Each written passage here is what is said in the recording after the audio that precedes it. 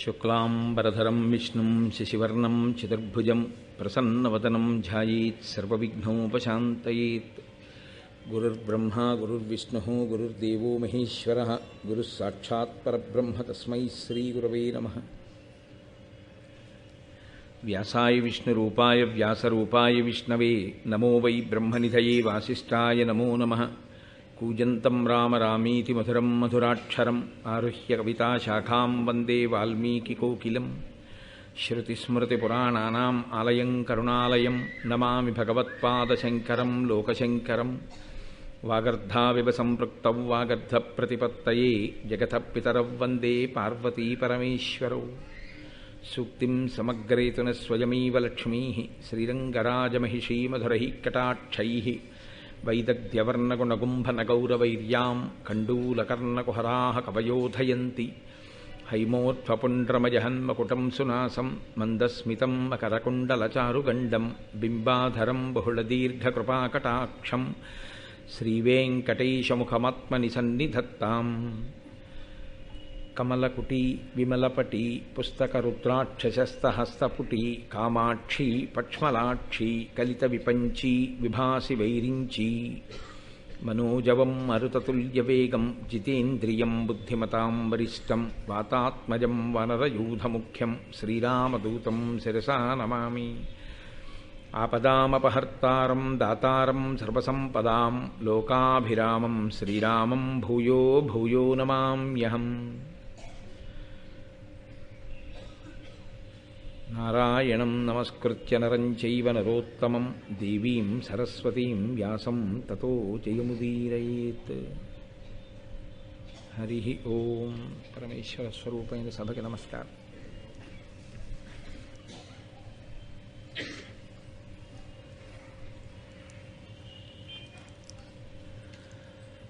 గరుత్మంతుడు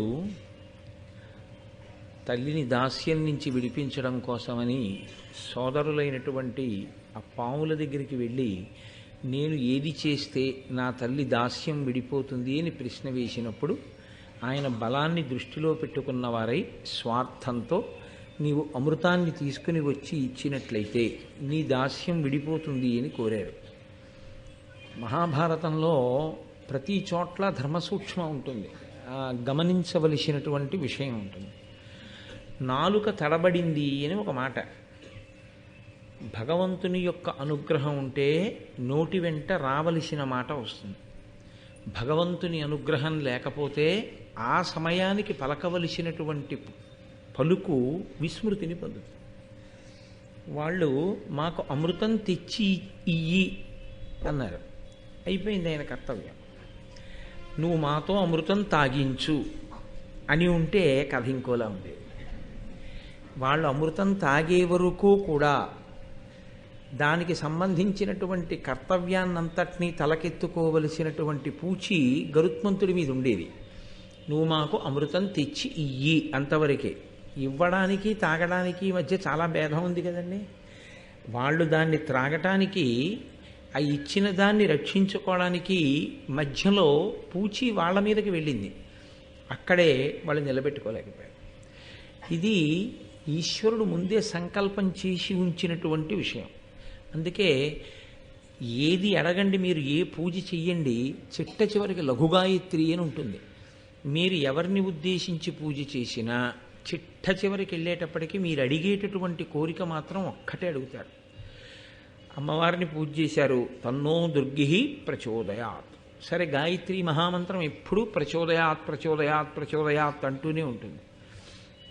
మీరు ఎవరిని పూజ చేశారో వారిని చిట్ట చివర మీరు అడిగేది ఏది అంటే ప్రచోదయాత్. ప్రచోదయాత్ అంటే మా బుద్ధులను ప్రేరేపించుగాక. ఆ నిర్ణయం చేసి పలికేటటువంటి వాక్కు, నిర్ణయం చేసుకోవడం ఈశ్వరానుగ్రహంగా ఉంటే అవి సక్రమంగా ఉంటాయి. అవి ఈశ్వరానుగ్రహము లోపించినవైతే చిట్ట చివరికి ఉపద్రవాన్ని తీసుకొచ్చేవిగా మారిపోతాయి. అందుకే నోటి వెంట పలికేటటువంటి వాక్కు బుద్ధి నిర్ణయం చేసి పలికించేటటువంటి వాక్కు అయి ఉంటుంది. కాబట్టి ఆ బుద్ధి నిష్కల్మషంగా, చాలా సాత్వికంగా, ఈశ్వరానుగ్రహంగా ఉండేటట్టుగా నువ్వు నిర్ణయం చెయ్యి, నువ్వు ప్రచోదనం చెయ్యి, నువ్వు ప్రేరేపించు అని 1కి 10 మాటలు మనం పరమేశ్వరుణ్ణి అడుగుతుంటాం. నేను చెయ్యగలను అన్న భావన కన్నా ఈశ్వరుడు మా బుద్ధులను ప్రేరేపించుగాక అని అడగడమే ఎప్పుడూ సమంజసంగా ఉంటుంది.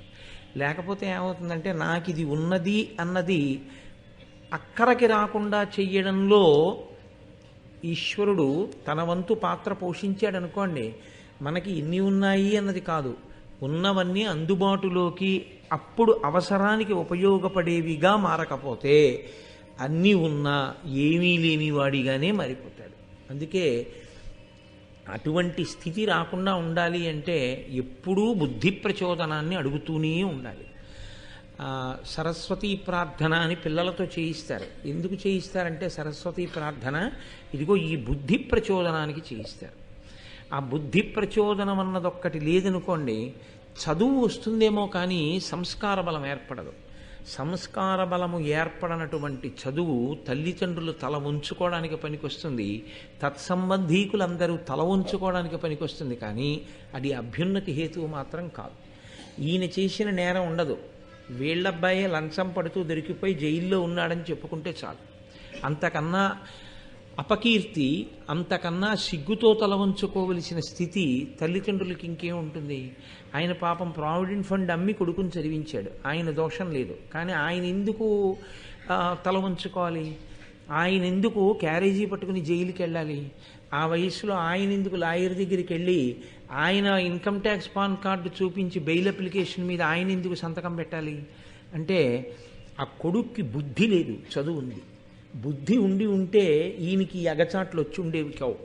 అందుకే పిల్లలందరితోటి సరస్వతీ ప్రార్థన తప్పకుండా చేయిస్తారు. అమ్మా నువ్వు మా బుద్ధులను ప్రేరేపించదవుగాక, దానివలన సంస్కార బలం ఏర్పడాలి అని. అది లేకపోవడం ఎంత ప్రమాదాన్ని తెస్తుందో, మాట యందు వచ్చేటటువంటి వైక్లభ్యం జీవితాన్ని ఎంత దూరం తీసుకెడుతుందో భారతం మనకి నిరూపణం చేస్తుంది. అందుకే అనవలసిన మాట అనలేకపోవడమే పొందవలసిన ఫలితాన్ని పొందకుండా పోవడం. కుంభకర్ణుడు ఒకటి అడుగుదామని తపస్సు చేశాడు, ఒకటి అడిగాడు, సరస్వతి అనుగ్రహం లేక ఏమయ్యాడు? 6 నెలలు నిద్రపోవడం, 6 నెలలు తింటుండడం. అంటే వాక్కు చాలా ప్రధానమైనది. ఈ వాక్కు పిపీలికాది పర్యంతంలో ఇంకా మిగిలిన ప్రాణులకు లేదు, ఒక్క మనుష్య ప్రాణికే ఉంది. కాబట్టి అంత గొప్ప వరాన్ని పొందినటువంటి మనుష్యుడు ఆ వరాన్ని ఎంత జాగ్రత్తగా ఉపయోగించుకోవాలో, ఎంత జాగ్రత్తగా నిలబెట్టుకోవాలో, దాని వలన ఎలా అభ్యున్నతిని పొందాలో మనకి నిరూపణం చేస్తూ ఉంటుంది మహాభారతం 1కి 10 మార్లు. జిహ్వాగ్రే వర్తతే లక్ష్మి, జిహ్వాగ్రే మిత్రబాంధవాః, జిహ్వాగ్రే బంధనం ప్రాప్తి, జిహ్వాగ్రే మరణం ధ్రువం. నోటి వెంట మాట్లాడే మాటల వలన కొన్ని కోట్ల మంది స్నేహితులు అవుతారు. నోటి వెంట మాట్లాడే మాటల వలన కొన్ని కోట్ల మంది శత్రువులు అవుతారు. నోటి వెంట అనకూడని మాట అంటే బంధనము కలుగుతుంది, నోటి వెంట రాకూడని మాట వస్తే మరణమే వస్తుంది. కాబట్టి అభ్యున్నతికి కానీ పతనానికి కానీ వాక్కు చాలా గొప్ప స్థితిని కల్పించగలదు. అటువంటి వాక్కు మనుష్య ప్రాణికి ఈశ్వరుడు అనుగ్రహంగా కృప చేశాడు. దాన్ని సద్వినియోగం చేసుకోవడం మన చేతుల్లో ఉంటుంది. ఆ సద్వినియోగం చేసుకోవడానికి కావలసినటువంటి బుద్ధి ప్రచోదనానికే ఈశ్వరుణ్ణి ఆరాధన చేస్తూ ఉండాలి తప్పకుండా. కాబట్టి ఇప్పుడు ఆయన తల్లి దగ్గరికి వెళ్ళి నమస్కారం చేశాడు. తల్లి ఆశీర్వచనం చేసింది. ఆశీర్వచనం కూడా ప్రేమతో నోటి వెంట వెలువడేటటువంటి వాక్కు. ఆ వాక్కుకి శక్తి ఉంటుంది. నోటి వెంట వచ్చిన మాట ఏది ఉందో దానికి ఒక శక్తి ఉంటుంది. మంగళప్రదమైనటువంటి రోజున చేయవలసినటువంటి పని చెయ్యడంలో మంగళములు ఆవహించి ఉంటాయి. ఏ పని ఎలా చెయ్యాలి, ఏ పని ఎలా చేయడంలో వచ్చేటటువంటి కించిత్ దోషం కూడా ఎంత దూరాలు పెడతాయి అన్నదాన్ని మహాభారతం పరాకు లేకుండా వివరణ చేస్తూ ఉంటుంది. కాబట్టి ఇప్పుడు ఆయన అన్నాడు, అమ్మా నీకు నమస్కరించాను, నువ్వు నాకు ఆశీర్వచనం చేశావు, నేను వెళ్ళి అమృతాన్ని తీసుకుని వస్తాను. కానీ తల్లి నాకు చాలా ఆకలిగా ఉంది. ఆకలితో ఉన్నవాడికి దృష్టి ఏమి నిలబడుతుంది? పైగా దేవతలతో యుద్ధం చేసేటప్పుడు ఒంటికి ఉండవలసింది బలం. బలం ఉండాలి, మనసుకి జవం ఉండాలి. ఈ రెండూ నిలబడాలి అంటే నీరసం రాకుండా ఉండాలి. నీరసం రాకుండా ఉండాలి అంటే కడుపు నిండా తిని ఉండాలి. నువ్వు అమ్మవి కదూ, అందుకని అన్నం గురించి అడిగితే నిన్ను అడగాలి. అమ్మ నా కడుపు నిండా తినాలనుంది అంటే ఇన్నాళ్ళు ఆయన అలా తిన్నాడా అన్నది అనుమానాస్పదం. కాబట్టి నేను కడుపు నిండా తినాలనుకుంటున్నాను, నాకు ఆహారం ఎక్కడ దొరుకుతుందమ్మా అన్నాడు. అంటే ఆవిడంది ధర్మము అన్న మాటని ఎలా పట్టుకుని ఉంటారో చూడండి భారతంలో. ఫలానా చోట ఫలానాది ఉంది తినేసేయి అని సంతోషంలో నా కొడుకు అమృతం తెచ్చేస్తాడు, నాకు దాస్యం పోతుంది కదా అని ఏది పడితే అది చెప్పి దాన్ని నువ్వు తినేసేయి అని ఆవిడ బోధ చేయలేదు. ఆవిడ పరమ ధార్మికమైనటువంటి మాట ఒకటి చెప్పింది. సముద్రంలో బోయలు ఉన్నారు, వారు నిషాదులు, వారు ధర్మమును తప్పి ఉగ్రమైనటువంటి స్థితిలో ఉన్నారు. ఆ ఉగ్రమైన స్థితిలో వారు సముద్ర గర్భంలో ఉంటూ భూమి మీదకి వచ్చి భూమి మీద ధర్మాన్ని పట్టుకున్న వాళ్ళని చెనకుతున్నారు. కాబట్టి నీవు సముద్ర గర్భంలో ఉన్నటువంటి ఆ నిషాదుల యొక్క సంఖ్య అపరిమితం, ఇంత అంత అని చెప్పడానికి వీల్లేదు, అంతమంది ఉన్నారు. ఆ సముద్రంలో ఉన్న వాళ్ళని ఒక క్షణంలో తిని అందాడు. అంటే ఎంతసేపట్లో తింటాడో అంతమందిని, లెక్కలేనంతమంది నిషాదుల్ని ఆయన ఎంతసేపట్లో తినగలడో ఆవిడికి తెలుసు. శాస్త్రంలో ఒక చిత్రమైనటువంటి విషయం, లక్ష్మీ కటాక్షమునకు పురుషుడు రెండిటిని కలిగి ఉండాలి అని చెప్తారు. ప్రయత్నపూర్వకంగా, నిశ్శబ్దంగా, మనసు స్థిమితంగా, తను ఏం తింటున్నాడో పరాకుతో పరమేశ్వరుణ్ణి స్మరణ చేస్తూ యజ్ఞం దగ్గర కూర్చున్నవాడు ఎలా కూర్చుంటాడో అలా కూర్చొని, అందుకని భోజనం చేసేటప్పుడు చొక్కా బనీని వేసుకోరు, ఎందుకంటే యజ్ఞం చేసేటటువంటి వాడు అలా వేసుకోడుగా. మౌనంగా, మౌనంగా అంటే నీకేం కావాలంటే అడగడం మానేసని కాదు నా ఉద్దేశ్యం, దానికి సంబంధించినవి మాత్రం మాట్లాడుతూ త్వరగా భోజనం చెయ్యాలి. స్నానం చేసేటప్పుడు చాలా నిదానంగా, నెమ్మదిగా, పరాకు లేకుండా, పరాకుగా చక్కగా స్నానం చెయ్యాలి. పురుషుడిని లక్ష్మి అనుగ్రహించడానికి ఈ రెండు ప్రధాన కారణాలుగా చెప్తారు. అవి శౌచమునందు ఈ రెండు పాటిస్తూ ఉండాలి అని. కాబట్టి ఆవిడ క్షణమునందు తిను. ఆహారమునందు ఉండేటటువంటి లక్షణం ఏమిటంటే లౌల్యము అని ఒకటి ఉంటుంది. లౌల్యము అంటే అనుభవిస్తూ తినుట. ఒక లడ్డూ ఇచ్చారనుకోండి, చాలా బాగుందండి అని ఆయన 2 ముక్కలు చేసుకుని చక్కగా తినేస్తాడు ఒక ఆయన ఇంతంత ముక్క విరుచుకొని నోట్లో వేసుకొని గంట సేపు చప్పరిస్తూ తింటూ ఉంటాడు. ఏం పళ్ళు లేక కాదు, అది ఆస్వాదన అంటారు. అంటే ఈ పదార్థం అయిపోతుందేమో అందుకని దాన్ని అదే పనిగా అలా ఆస్వాదిస్తూ ఉండుట, అది లౌల్యమునకు గుర్తు. అందుకని ఆ లౌల్యముతో ఉండకు. నువ్వు ఏమని చెప్పావు, దేహమునకు శరీరమునకు బలం కావాలి, శరీర బలము కొరకు తిను, ధార్మిక ప్రయోజన సిద్ధి కొరకు కావలసింది తిను, లౌల్యము కొరకు ఎప్పుడూ తినకు. ఏదైనా తినేటప్పుడు ఆ నియమంతో ఉండమని చెప్తుంది శాస్త్రం. అందుకే మహాత్ములైన వారు భోజనం చేస్తుంటే ఒకవేళ ఉప్పు వేయలేదనుకోండి, బాగుందా అని అడగనే కూడదు, అసలు వడ్డించి బాగుంది అని ఆయన అనకూడదు. ఒకవేళ ఉప్పు వేయలేదనుకోండి, అంటే ధర్మశాస్త్రంలో అయితే ఏమిటంటే భర్త తిన్నాక భార్య తింటుంది అని. ఈయన చేసేసి చేతులు కడుక్కున్న తర్వాత పప్పులో ఉప్పు ఇంకొంచెం వేయాలేమో ఒకసారి చూసుకో అంటాడు. నీ మొహం పప్పులో ఉప్పు వేయలేదని ఏమి అండవు. ఆయన ఉత్తరాపోసనం పట్టి లేచిపోయిన తర్వాత పప్పులో ఉప్పు వేయాలేమో ఒకసారి చూడు అంటాడు. ఆ తర్వాత ఆవిడ నోట్లో వేసుకుని ఆవిడ బాధపడితే పడుతుంది, మంచి సంస్కారవంతురాలు అయితే, లేకపోతే అమ్మాయి అనుకోకుండా మంచి ఇష్టపడింది అని సంతోషించవచ్చు, రెండూ ఉంటాయి ఎక్కడైనా. కాబట్టి అప్పుడు ఆవిడ ఇంకొంచెం ఉప్పు వేసుకోవడం ఏదో చేసుకుంటుంది తప్పించి, అసలు ఆహారమును తీసుకునేటప్పుడు రుచి యందు లౌల్యం ఉండకూడదు. అలాగని రుచి లేని తిండి తిను అని గృహస్థుడి శాస్త్రం చెప్పదు. చక్కగా వండించుకు తినచ్చు, దాంట్లో దోషమేం లేదు. కానీ దాని యందు లౌల్యముతో ఇంకా అదే పనిగా ఆ ప్రీతి కొరకు, మమ్మల్ని చిన్నప్పుడు అన్నం తింటుంటే అలా కడంట కణాకు భోజనం చేయకూడదు అంటుండేవారు. కడంట కణాకు అంటే ఏదో పప్పు పాలకూర పప్పు వేసారనుకోండి, పాలకూర పప్పు బాగుందని అదే పనిగా ఇంకో మాట పాలకూర పప్పు, ఇంకో మాట పాలకూర పప్పు అంటే తప్పు, అలా తినకూడదు. అది కడంట కణాకు తినకూడదు. నీకు అన్ని పదార్థాలు ఎందుకు వేసారు విస్తట్లో, అన్నీ తినాలి. అంతేకాని ఏదో ఒకదాని యందు లౌల్యముతో ఉండకు, అది మంచిది కాదు, జీవితంలో అలా ఉండకూడదు అనేవారు. కడంట కణాకు తినకు, దాన్నే మహాభారతం ఆ సూక్తులను వివరణం.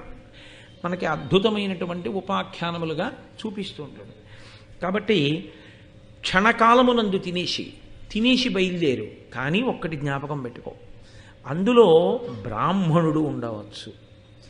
ఎంతమంది చెడ్డవాళ్ల మధ్యలోనైనా బ్రాహ్మణుడు ఉండవచ్చు. బ్రాహ్మణుడు అనగా ఎవరు అని మీరు నన్ను అడగవలసి వచ్చిందనుకోండి, ఎందుకంటే అంత పెద్దపీట వేస్తుంది శాస్త్రం అంటే, నేను మీతో మనవి చేసింది అదే మొన్న. చెడిపోయినా బ్రాహ్మణుడు గురించే చెప్తుంది, గొప్పగా ఉన్నా బ్రాహ్మణుడు గురించే చెప్తాయి పురాణాలు.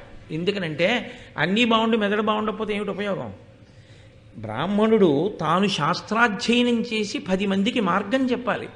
అటువంటి వాడు పాడైతే ఆయన కథే చెప్తుంది. అటువంటి వాడు మంచివాడిగా ఉంటే ఆయన గురించే చెప్తుంది. అది బాగుంటే మిగిలినవన్నీ బాగుంటాయి. కాబట్టి ఇప్పుడు ఆవిడంది అందులో ఎక్కడో ఒక బ్రాహ్మణుడు ఉండవచ్చు. నువ్వు బ్రాహ్మణుణ్ణి కూడా మింగేశావని ఏమిటో తెలుసా గుర్తు? ఈ గాలమని వేస్తారు చేపల్ని పట్టడానికి.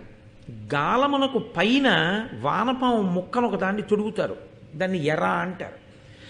దాని మధ్యలో ఖాళీ ఉంటుంది కదండి వానపాముకి, అందులో దాన్ని ముక్కలు కోసి ఆ ముక్క ఏం చేస్తారంటే ఇలా ఉంటుంది ఆ సూది కొక్కెంలాగా, దానికి ఎక్కిస్తారు.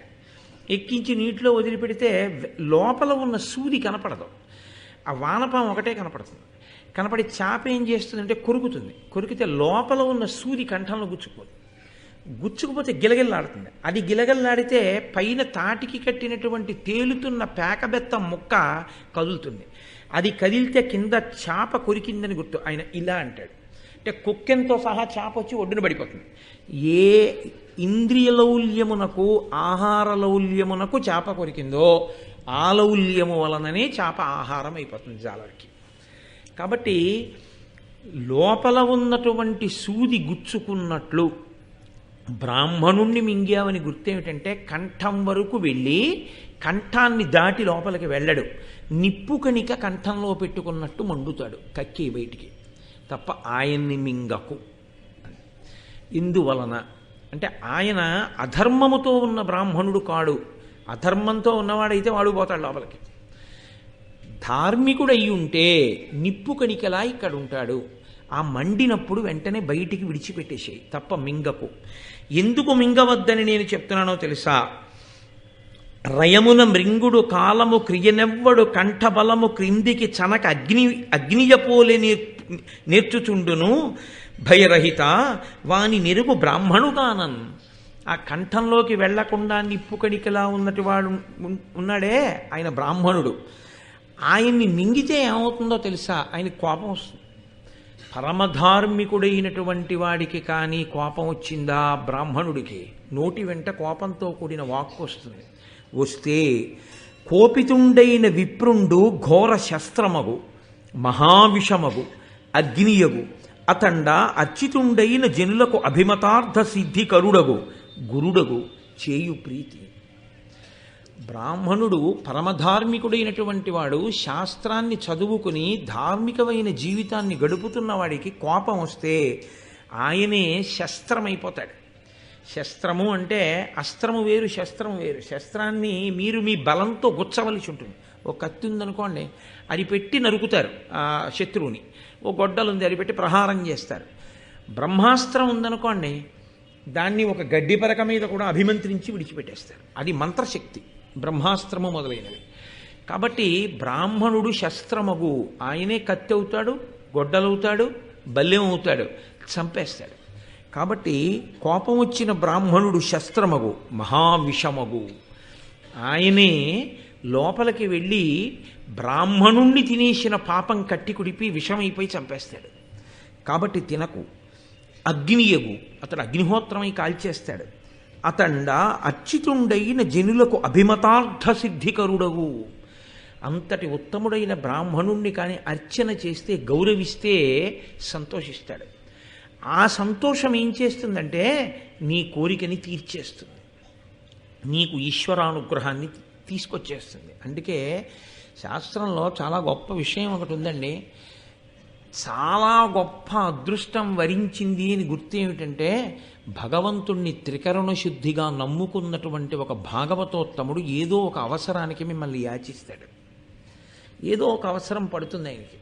ఆ అవసరానికి మీ దగ్గరికి రావడం, మీ ఇంట్లో నించోవడం, కూర్చోవడం, గుక్కె నీళ్లు తాగడం ఏదో చేస్తాడు. ఆయనకి చేసిన సేవ మీరు కొన్ని కోట్ల యజ్ఞములు చేసిన ఫలితం కన్నా ఎక్కువగా ఉంటుంది. అందుకే పూర్వం ఏం చేసేవారంటే ప్రయత్నపూర్వకంగా ఇంట్లోకి వచ్చినా రాకపోయినా అరుగులు కట్టి విడిచిపెట్టేశారనుకోండి వీధిలో, ఆయన అలా వెళ్ళిపోతూ ఏ దేవాలయానికో వెళుతూ ఉంటాడు. కొద్దిగా బడలికలా అనిపిస్తుంది.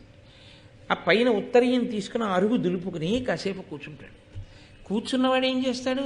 ఉత్తినే కూర్చోడు ఆయన అరుగు మీద కూర్చుని కాసేపు తను చదువుకున్న కాశీఖండంలోంచో, మహాభారతంలోంచో, రామాయణంలోంచో ఏదో జ్ఞాపకం తెచ్చుకుని కాసేపు స్మరణ చేస్తాడు.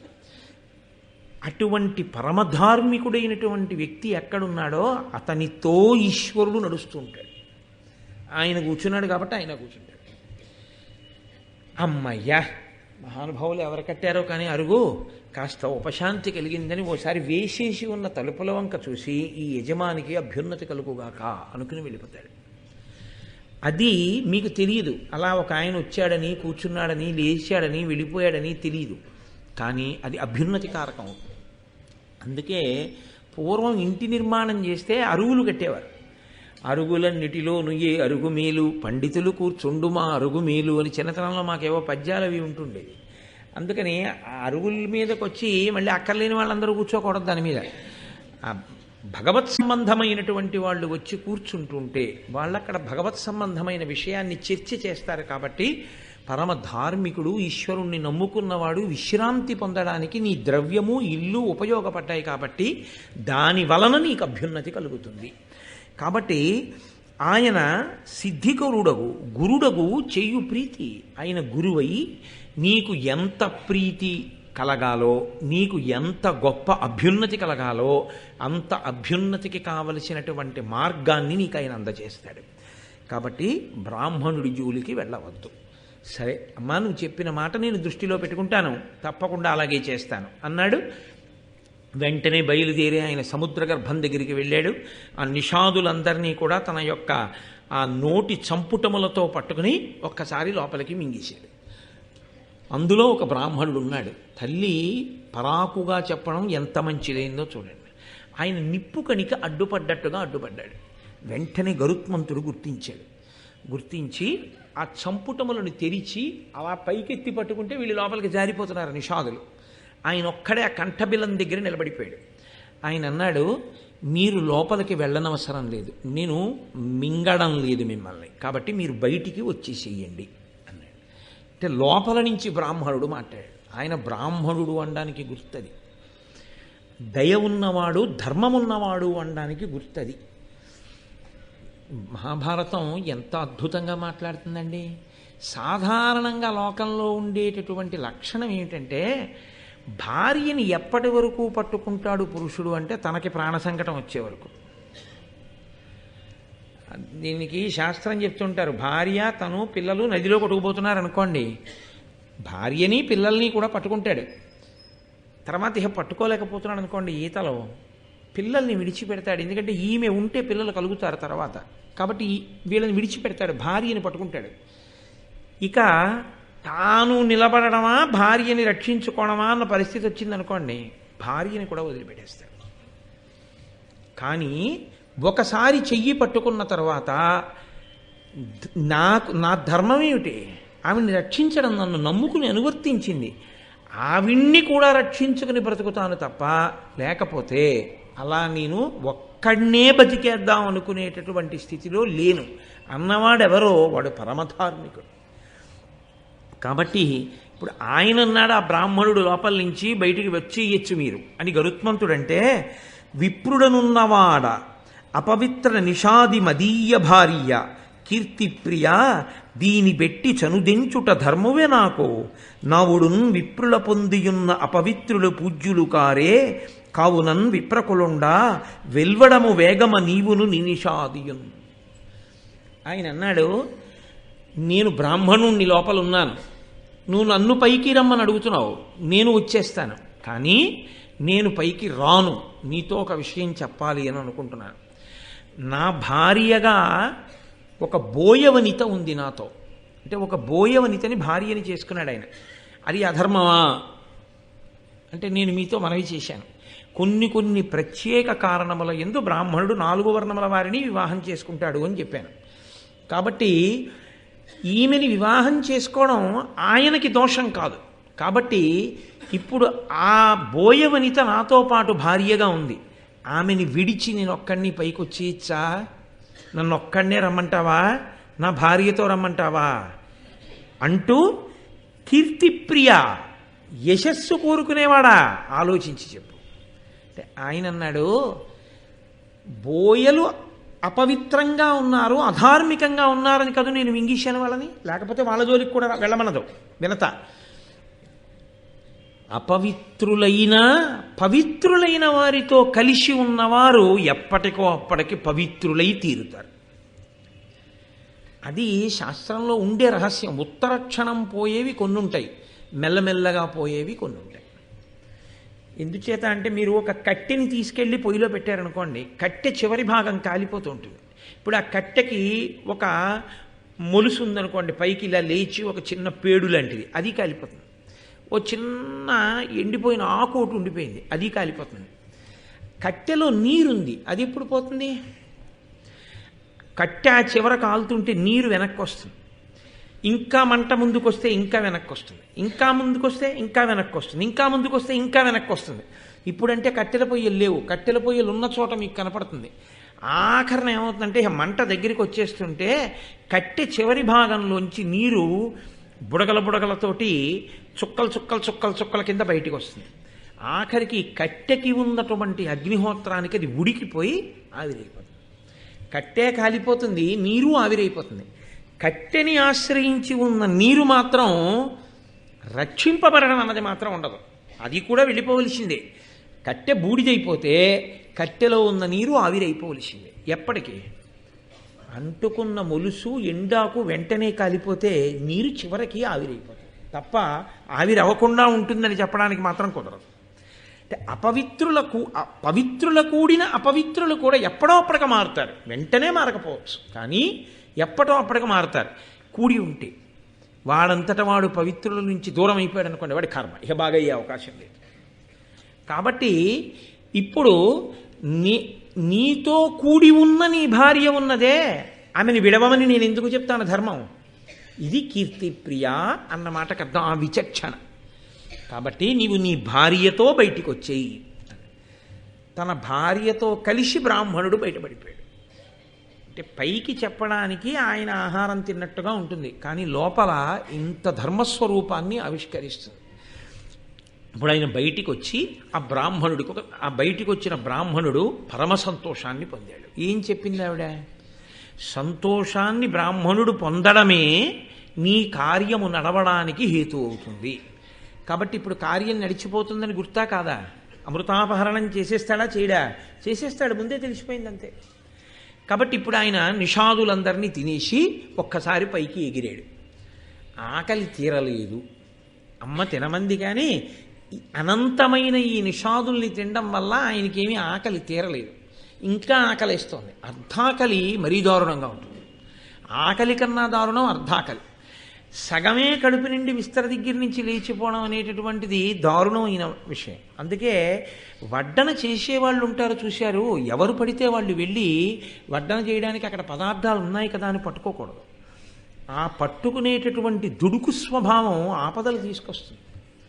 వడ్డన కొంతకాలం బాగా పరిశీలనం చేసి ఇలా వడ్డించాలన్నమాట అన్నది నేర్చుకుంటే తప్ప ఎవరు పడితే వాళ్ళు వెళ్ళిపోయి ఏది పడితే అది పట్టేసుకుని ఎవరికి పడితే వాళ్ళకి వడ్డన చెయ్యకూడదు. ఎందుకో తెలుసా అండి? ఒక మహాత్ముడు పంక్తిలోనే ఉన్నాడు. ఆయన ఏదో పులుసు అన్నం దాకా వచ్చాడు, ఇంకొంచెం పులుసు పోసుకుందాం అనుకున్నాడు. మజ్జిగలోకి అన్నం చాలా అని మీరు అడిగారు అనుకోండి, నేను ఇంకొంచెం పులుసు పోసుకుందాం అనుకుంటున్నాను అని ఆయన అనలేడు. ఎందుకని అంటే మీరు మజ్జిగలోకి అన్నం చాలా అని అడిగారు, ఇంకా ఆయన ఇంకొంచెం పులుసు పోసుకుంటానమ్మా, నాకు ఇంకొంచెం అన్నం పెట్టండి అని ఏమంటాడు? ఆయనకి సిగ్గు కలుగుతుంది.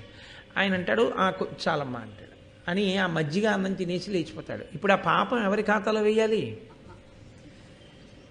మజ్జిగలోకి అన్నం చాలా అని అడిగిన వాళ్ళ ఖాతాలోనే వేయాలి. ఎవడు వడ్డించమన్నాడు నీకు చేతావాత కాకుండా? కాబట్టి వడ్డన సామాన్యమైన విషయం ఏం కాదు. అది అంత జాగ్రత్తగా అంత ప్రేమతో వడ్డించడం అనేటటువంటి మర్యాద తెలిసి ఉండాలి.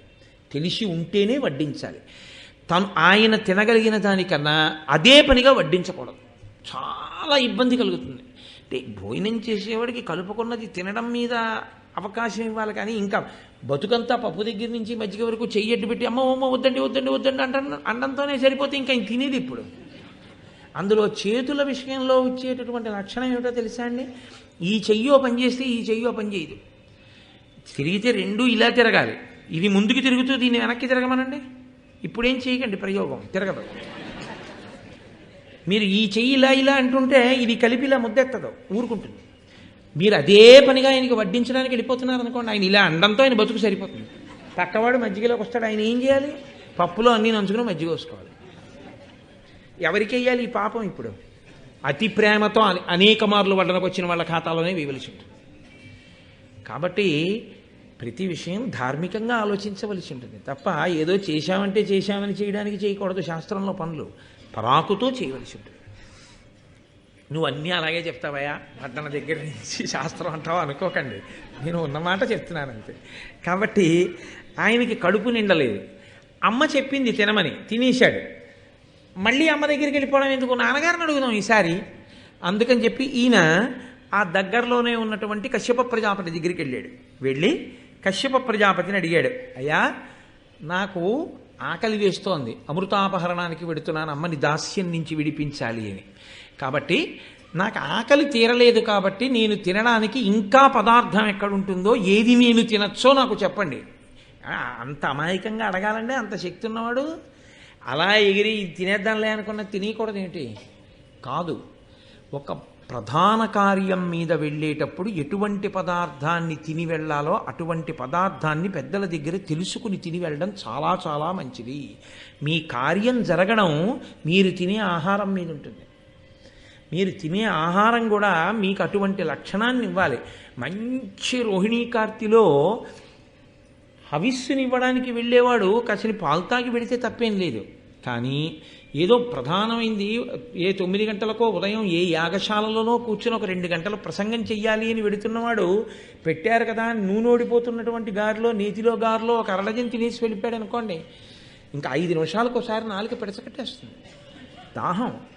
దాహాన్ని కల్పించే పదార్థాన్ని తీసుకోకూడదు. దాహాన్ని సంతృప్తం చేసేటటువంటి పదార్థాన్ని తీసుకోవలసి ఉంటుంది. అందుకే కూల్ డ్రింక్ వేసవికాలంలో తాగడం ఈ దేశానికి తెలియదు. ఈ దేశానికి ఏం తెలుసు అంటే మజ్జిగ తాగడం తెలుసు. ఎందుకని అంటే అది దాహాన్ని అణుస్తుంది, శరీరమునకు ఇతర రకములైన ప్రకోపం లేకుండా చేస్తుంది. చల్లగా వేడిగా ఉన్నప్పుడు మీరు చల్లటి కూల్ డ్రింక్ తాగండి, నాలుకకి బాగుంటుందేమో, కంఠానికి బాగుంటుందేమో, ఉత్తర క్షణంలో అనారోగ్యం పటమరిస్తుంది. కాబట్టి ప్రతి చిన్న విషయాన్ని మహాభారతం స్పృశిస్తుంది. ఎందుకు కశ్యప ప్రజాపతిని అడిగి తిన్నాడో మీకు ఎదర తెలుస్తుంది. అంటే కశ్యప ప్రజాపతి అన్నాడు, నాయన ఇక్కడికి దగ్గరలో ఒక పెద్ద సరస్సు ఉంది. ఆ సరస్సులో ఒక తాబేలు ఉంటుంది, ఒడ్డున ఒక ఏనుగు ఉంటుంది. నీటిలో తాబేలుకి ఒడ్డునున్న ఏనుగుకి యుద్ధం ఎందుకు? కానీ ఆ ఇద్దరూ ఎప్పుడూ కొట్టుకుంటూ ఉంటారు. వాళ్ళిద్దరూ ఎందుకు కొట్టుకుంటారంటే ఒంట్లో బలం ఉంది. బలం ఎక్కడదంటే తినడం వల్ల వచ్చింది. ఆ ఏనుగు వెళ్ళి తినొస్తుంది, తాబేలు లోపలికి వెళ్ళి తినొస్తుంది. తిని రావడం ఎందుకంటే కొట్టుకోవడానికి. అలా కొట్టుకుంటుంటారు ఇద్దరు. ఇద్దరిలో ఎవరు ఎవరికి లొంగరు, అలా కొట్టుకుంటూనే ఉంటారు. ఆ ఇద్దరూ కొట్టుకుంటూ ఉండేటటువంటి వాళ్ళు ఉన్నారే, ఆ తాబేలు ఏనుగు, వాటిని గజకచ్చపములు అని పిలుస్తారు. ఇప్పటికీ గజకచ్చపాల దెబ్బలాడుకుంటున్నారు అంటారు. మహాభారతంలోంచి రామాయణంలోంచే సూక్తులన్నీ వచ్చాయి. అందుకని ఆ గజకచ్చపాలు రెండు దెబ్బలాడుకుంటాయి. అవి ఎవరో నీకు తెలుసా? విభావసుడు, సుప్రతీకుడు అని అన్నదమ్ములు ఉండేవారు. అందులో విభావసుడు అన్నగారు తల్లిదండ్రుల దగ్గర నుంచి వచ్చినటువంటి పిత్రార్జితం ఉంది ఆస్తి, దాన్ని పెద్దన్నగారు కాబట్టి ఆయన తన దగ్గర ఉంచుకుని తమ్ముడిని జాగ్రత్తగా చూస్తున్నాడు. ఒకానొకప్పుడు తమ్ముడికి ఎందుకో కోరిక పుట్టింది, ఎవరికి వాళ్ళం విడిపోయి ఎవరి ఆస్తి వాళ్ళు పంచేసుకుంటే గొడవ వదిలిపోదు, దీన్ని సంపాదించింది ఉన్నా లేకపోయినా తండ్రి గారి ఆస్తి పంచిచ్చేయమన్నాడు.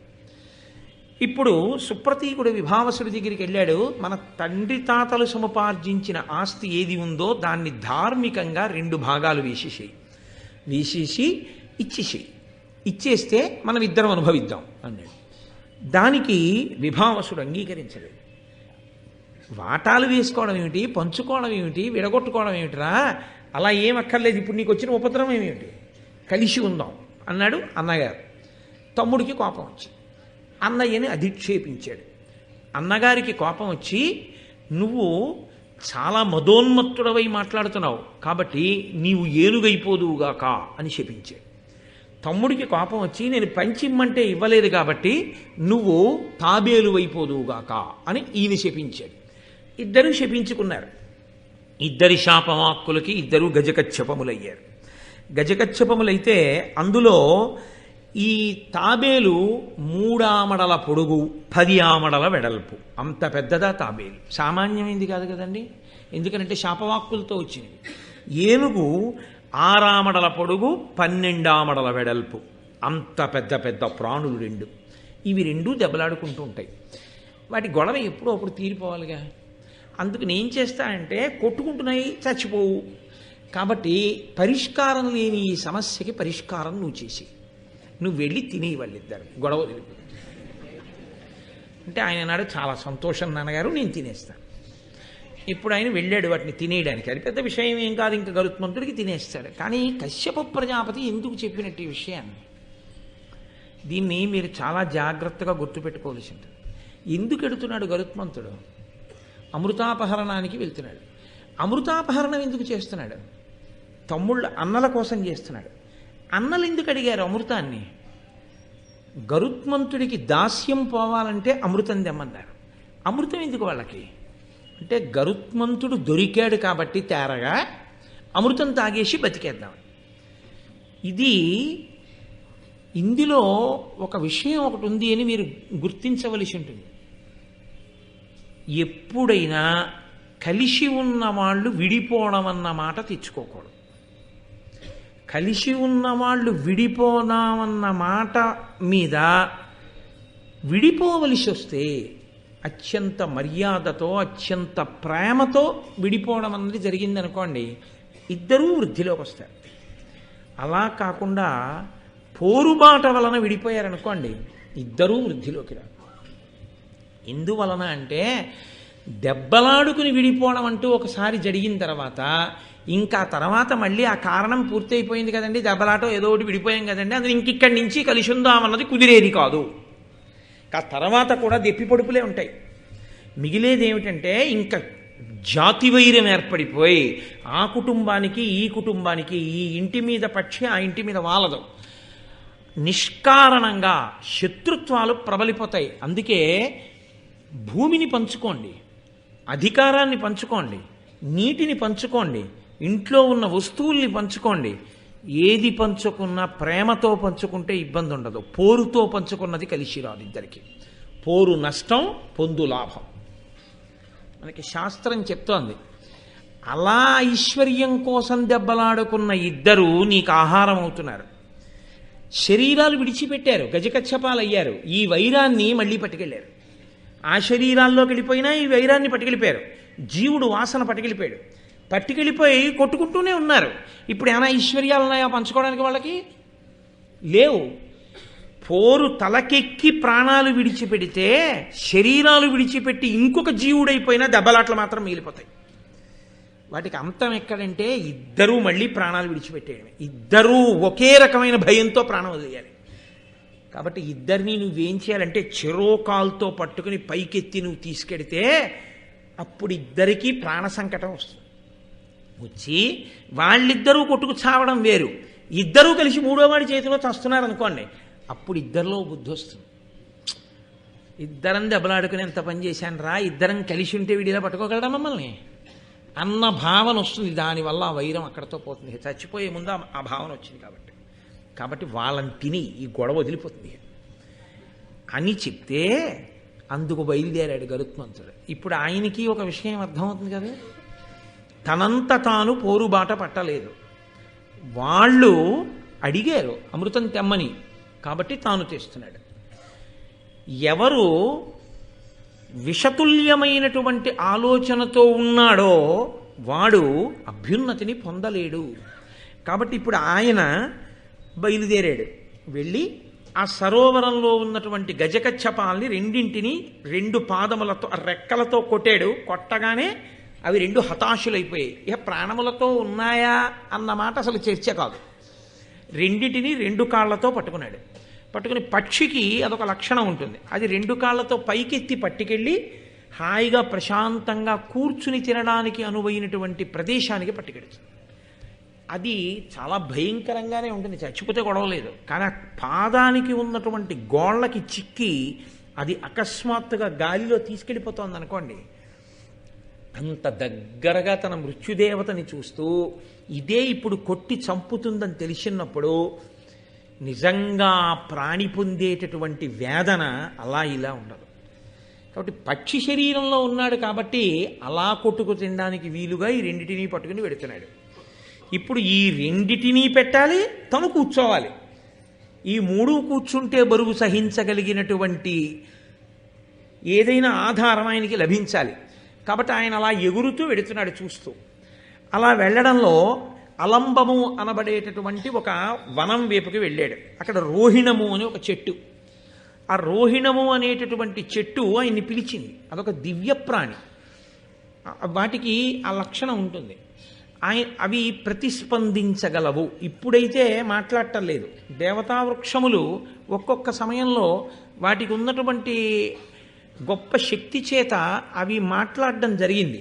నన్ను నమ్మండి, ఇవాళ మధ్యాహ్నం మా ఇంటికి విశాఖపట్నం నుంచి ఒక ఆయన వచ్చారు. ఆయన ఎంఎస్సి అగ్రికల్చర్ చదివి సమున్నతమైనటువంటి పదవిలో ఉన్నారు. ఆయన నాతో ఒక మాట చెప్పారు, కోటేశ్వరరావు నేను మీకు ఆ పుస్తకం పంపిస్తాను చదవండి అని చెప్తూ, శాస్త్రీయ సంగీతమును వరి పంట దగ్గరికి తీసుకెళ్ళి వినిపిస్తే అది పాలు పోసుకుని గింజ బాగా బలీయమైనటువంటి స్థితిలో తయారవుతుంది. పాశ్చాత్య సంగీతాన్ని వినిపిస్తే దాని పువ్వులు కూడా వడిలిపోయి వికర్షించుకుని ఇలా దూరంగా తొలగిపోతుంది. ఇంట్లో మీరు రోజు నీళ్లు పోసే మొక్క ఇంటి కుక్క యజమాని ఇంకా రాలేదని చూసినట్టుగా మొక్క ఎదురు చూస్తుంటుంది, ఇంకా రాలేదేమిటి యజమాని అని. యజమాని ఇంట్లోకి వచ్చి తాళం తీసి లోపలికి ఎడుతుంటే ఎంతో సంతోషిస్తుంది. దానికి కాసిన నీళ్లు పోసి వెళ్ళిపోయాడు అనుకోండి, అది శుభం కోరుతుంది, నువ్వు క్షేమంగా తిరిగిరా అంటుంది. దేన్ని మరిచి? వైరాన్ని మరిచి.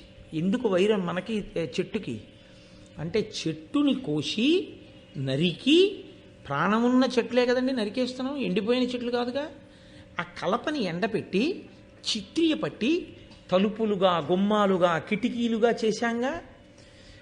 తప్పక నా రక్షణ కొరకు నేను నీ సహజాతి వాణ్ణి ఇలా చేశాను. తత్పాప పరిహారార్థం ఇదిగో ఇంకో మొక్కకి కాసిన నీళ్లు పోస్తున్నాను అని కాసిన నీళ్లు పొయ్యగలిగాడు అనుకోండి. ఇది అపార్ట్మెంట్లో జీవనం చేసేటటువంటి వాళ్ళకి దుర్లభమైనటువంటి విషయం. అపార్ట్మెంట్లో ఉన్నవాడు కూడా కాసిన నీళ్ళన్నా పోద్దామని ఓ కుండీలో మొక్క పెట్టుకోవచ్చు, కానీ అది చేయడు, కుక్కని పెంచుతాడు అపార్ట్మెంట్లో. అది విచిత్రం. దానివల్ల సరే అసలు ఆ విషయమే ఆశ్చర్యకరంగా, అపార్ట్మెంట్లో కుక్కని పెంచడం అన్న విషయం ఉంది చూశారు, ఆశ్చర్యకరమైన విషయం. కామన్ ఏరియాలో కడితే పక్కింటి వాడు ఒకటి ఎడతాడు, నీ లోపల కడితే రావడం మొదలెడితే పక్కింటి వాడికి డిస్టర్బెన్స్. ఎందుకంటే నీ ఫ్లోర్ కింద వాడికి రూఫ్, అదో త్రిశంకు స్వర్గం అపార్ట్మెంట్ అనేది. అది ఏది నీదో ఏది నీది కాదో ఏమీ తెలియదు. అపార్ట్మెంట్లో ఉన్నవాడికి వేదాంతం బాగా వస్తుంది. కాబట్టి అలాంటి చోట కుక్కని పెంచుతాడు, కానీ అలాంటి చోట పూలకుండి పెట్టిపోను ఒక గ్లాసు నీళ్లు పోయాడు. మొక్కలు అటువంటి ప్రతిస్పందన కలిగి ఉంటాయండి. నేను ఆ పుస్తకం మీకు పంపిస్తాను. రీసెర్చ్ చేసి జగదీష్ చంద్రబోస్ సిద్ధాంతాలని మళ్ళీ ఆవిష్కరిస్తూ ఈ మధ్యనే వచ్చిన పుస్తకం అండి అని ఆయన నాతో మొక్కల గురించి ఇవాళ మధ్యాహ్నం మాట్లాడి వెళ్ళారు. కాబట్టి ప్రతిస్పందన ఉంటుంది. కాబట్టి ఆ రోజులలో ఆ రోహిణము అనబడేటటువంటి చెట్టు, గరుత్మంతుడు వంటి మహానుభావుడు అమృతాపహరణమునకు వెడుతూ ఆహారం పట్టుకు తిరుగుతున్నాడు, పెట్టుకోవడానికి స్థానం లేదు ఆయనకి. కాబట్టి ఆ చెట్టు అంది, నా కొమ్మ 100 ఆమడల పొడుగుంది, గరుత్మంతా నువ్వు వచ్చి కూర్చో, ఆతిథ్యం, మహానుభావుడు ఇంటికి వస్తే చాలు, కాబట్టి రా. అసలు ఇల్లు అన్న మాటకు అర్థం ఏమిటో తెలుసా అండి? మహాత్ములు లోపలికి వచ్చి వెళ్ళడాన్ని అపేక్షింపబడినది అని. తప్ప ఎప్పుడూ ఆ ఇంటి గడప దాటి లోపలికి మహాత్ములు అన్న వాళ్ళు రాలేదనుకోండి, అది ఇల్లు కాదు ఇంకొకటి. అందుకే a house is built with bricks and a home is built of hearts అని ఇంగ్లీష్లో ఒక ప్రొవెర్బ్. గుండెలతో కట్టింది గృహం, ఇటకలతో కట్టింది ఇల్లు. కాబట్టి నీవు వచ్చిన కొమ్మ మీద పెట్టుకున్న ఆహారాన్ని తిను అంటే ఆయన వెళ్ళి ఆ రెండింటిని గజగచ్చపాలని ఆ కొమ్మ మీద పెట్టాడు. పెట్టి ఆయన తినడానికి ఉద్యుక్తుడవుతున్నాడు. పెళ శబ్దంతో ఈయన బరువుకి అందులో అంత వేగంతో వచ్చి వాలినప్పుడు కొమ్మ ఊగుతుంది. ఈ రెండు ప్రాణుల బలానికి ఆ కొమ్మ పెళ శబ్దంతో విరిగి కింద పడిపోతాం. విరిగిపోతే వచ్చిన నష్టం ఏంది? మళ్ళీ రెండింటిని పట్టుకుని ఎగిరిపోవచ్చు. కానీ దానికి వాలకిల్యులు వేలాడుతున్నారు. వాలకిల్యులు ఆశ్చర్యకరమైనటువంటి జననం ఉన్నవారు. పౌరాణిక వాంగ్మయంలో ఎక్కువ కనపడతారు, భారతం కాదు. కానీ బ్రహ్మవైవర్త పురాణంలో వాలకిల్యుల గురించి చాలా విశేషంగా వర్ణన చేస్తారు. వారు స్వయంగా బ్రహ్మగారి యొక్క కుమారులు. వాళ్ళు ఆజన్మ బ్రహ్మచారులు, ఎప్పుడూ బ్రహ్మచర్యంతో ఉంటారు, ఊర్ధ్వరేతస్కులు. వాళ్ళ శరీరాలు కూడా బొటనవేలు ఎంత ఉంటుందో అంతే ఉంటాయి. అంగుష్టమాత్రమైనటువంటి శరీరములు ఉన్నవాళ్ళు, కానీ అపారమైన వాగ్బలం ఉన్నవారు. వారికి ఉన్న తపశ్శక్తి చేత వారు నోరు తెరిచో మాట అంటే అయిపోతుంది అంతే. అంత వాక్శక్తి ఉన్నవారు, అంతటి తపోనిష్టాగరిష్ఠులు. వాళ్ళు తలకిందులుగా వేలాడుతూ సూర్యకిరణములను ఆహారంగా తింటూ తపస్సు చేస్తున్నారు. అలాంటి వాళ్ళు కొన్ని వేల మంది వాలకిల్యులు ఆ తేనె పట్టు పట్టినట్టుగా ఆ కొమ్మనంతటినీ పట్టుకుని ఉన్నారు. వాళ్ళు అంగుష్ట మాత్రమే ఉండడంలో ఈయన కూర్చుని కొమ్మ విరిగిపోయిన తర్వాత కనబడ్డారు వాళ్ళు. ఇప్పుడు ఆయన కొమ్మను వదిలేశాడంటే వాలకిల్యుల శరీరాలన్నీ శిథిలమైపోతాయి. అంతటి మహాత్ములు కానీ నలిగిపోయారా ఉపద్రవం వస్తుంది. కాబట్టి ఇప్పుడు వాళ్ళు పడిపోకూడదని రెండు కాళ్లతోటి తాబేలు ఏనుగు పట్టుకుని ముక్కుతోటి కొమ్మ పట్టుకుని ఆకాశంలోకి ఎగిరిపోయాడు. వాలకిల్యులు కొమ్మకి అలాగే ఉండిపోయారు. 100 ఆమడల పొడుగున్న కొమ్మకి వ్రేలాడుతున్న వాలకిల్యులు, వాళ్లతో ముందుకు వంగి గరుత్మంతుడు, నోటిలో కొమ్మ, 2 పాదములకు గజకచ్చపాలు పట్టుకుని వెడుతున్నాడు. అంటే అసలు ఆయన తేజస్సు, ఆయన బలం, ఆయన శక్తి, ఆయన ధార్మికత, ఆయన విజ్ఞత మీరు ఒక్కసారి పరిశీలన చేయండి. ఇప్పుడు ఆపదే వచ్చింది, కొమ్మ విరిగిపోయింది. ఎన్నాళ్ళు తిరుగుతూ ఉంటాడు ఇలా వీళ్ళని అట్టుకుని. కాబట్టి ఆయన తిన్నగా గంధమాదన పర్వతం మీదకి వెళ్ళాడు. మీరు గంధమాదన పర్వతం ఇప్పటికీ బదరీ వెడుతుంటే కనపడుతుంది. ఆ గంధమాదన పర్వతం మీదకి వెళ్ళి అక్కడ కశ్యప ప్రజాపతి తపస్సు చేసుకుంటున్నారు. ఆయన దగ్గరికి వెళ్ళి నిలబడ్డాడు. నాన్నగారు, ఇదిగో ఉపద్రవం వచ్చింది, మీరు ఆహారం తినమన్నారు, నేను అవి కొమ్మ మీద పెడితే కొమ్మ విరిగిపోయింది, దీనికి వాలకిల్యులు ఉన్నారు, నేను ఏం చెయ్యాలని అడిగాడు. అప్పుడు కశ్యప ప్రజాపతి చూసి అన్నాడు, ఆ వాలకిల్యుల్ని చూసి ప్రార్థన చేశాడు. నా కొడుకు ధార్మికుడు, ఒక మంచి కార్యం మీద బయలుదేరాడు, అనుకోకుండా ఈ ఉపద్రవం వచ్చింది, మీ అంత మీరే అనుగ్రహించి, అనుకోకుండా జరిగినటువంటి పరిణామమే తప్ప కావాలని చేసిన అపకారం కాదు. ఆహారం తినడం కోసం అర్ధాకలితో ఉన్నవాడు బయలుదేరి ఆ కొమ్మ పిలిస్తే పెట్టాడు. ఆగుతుందని ఆ కొమ్మ అనుకుంది, చెట్టు అనుకుంది, కానీ కొమ్మ విరిగిపోయింది ఆయన బలానికి. కాబట్టి మీరే ఆ కొమ్మని విడిచిపెట్టి కిందకి దిగిపోయి, ఆయన భూమికి బాగా దగ్గరగా కొమ్మని తీసుకొస్తాడు, మీరు భూమి మీదకి దిగిపోయి వేరొక ప్రదేశానికి తపస్సు చేసుకోవడానికి వెళ్ళిపోండి. అప్పుడు నా కొడుకు ఈ 2 ప్రాణులను తీసుకుని ఎక్కడో పెట్టుకుని తింటాడు. కశ్యప ప్రజాపతి చేసిన ప్రార్థనకి ఆ వాలకిల్యులు దిగిపోయారు. అది మీరు మానసికంగా ఒకసారి ఊహ చేయండి. అదొక అద్భుతమైన చిత్రం అసలు గరుత్మంతుడి జీవితంలో. ఎందుకంటే ఈ గజకచ్చపాలు భూమికి తగలితే వాలకిల్యులు దిగడానికి ఉండదు. ఎందుకంటే వాళ్ళ పొడుగటువంటిది వాళ్ళిద్దరిది, తాబేలుది ఏనుగుది. వాలకిల్యులు దిగడానికి దింపాలి అని వీళ్ళు రెండింటిని వదిలితే ఇబ్బందికరంగా ఉంటుంది. వాటి కొంచెం ప్రాణం ఉందనుకోండి మళ్ళీ కొట్టుకుంటాయి, లేదా అటు ఇటు పారిపోతాయి. అందుకని ఇప్పుడు ఆయన ఏం చేశాడంటే ఇలా వంగాడు, ఈ రెండిటిని పాదాలతో పట్టుకుని పైకెత్తి పట్టుకుని ముక్కుతో ఉన్న కొమ్మ భూమికి దగ్గరగా ఉండేటట్టు ఉంచాడు. బొట్టన వేలంతా ఉండేటటువంటి వాలకిల్యులు కొమ్మ మించి భూమి మీదకి దూకేశారు. ఏదో పారాచూట్లు పట్టుకుని విమానంలోంచి దూకినట్టు దూకారు వాళ్ళు. దూకి వాళ్ళందరూ తపస్సు చేసుకోవడానికి హిమాలయ పర్వతాల వైపుకి వెళ్ళిపోయాడు. ఆ కొమ్మని ముక్కుతో ఇలా పారేసి ఈ కచ్చపాలను పట్టుకుని వెళ్ళిపోవచ్చు. ప్రపంచంలో ఒక మాట ఒకటి ఉంది, ప్రకృతి యందు దేనిని కూడా నువ్వు నిష్కారణంగా పాడు చేయకూడదు.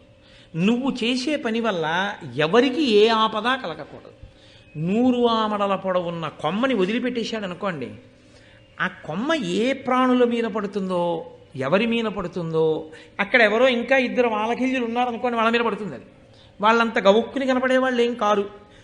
అందుకని ఆయన ఎంత ధార్మికుడో చూడండి. ముందు అర్ధాకలితో ఉండి తాను తినడం కన్నా తాను దేనికి ఎక్కువ ప్రాధాన్యత ఇచ్చాడంటే ఆయన అన్నాడు, ధరణీసుర విరహితమగు అరణ్య దేశంబు నాకు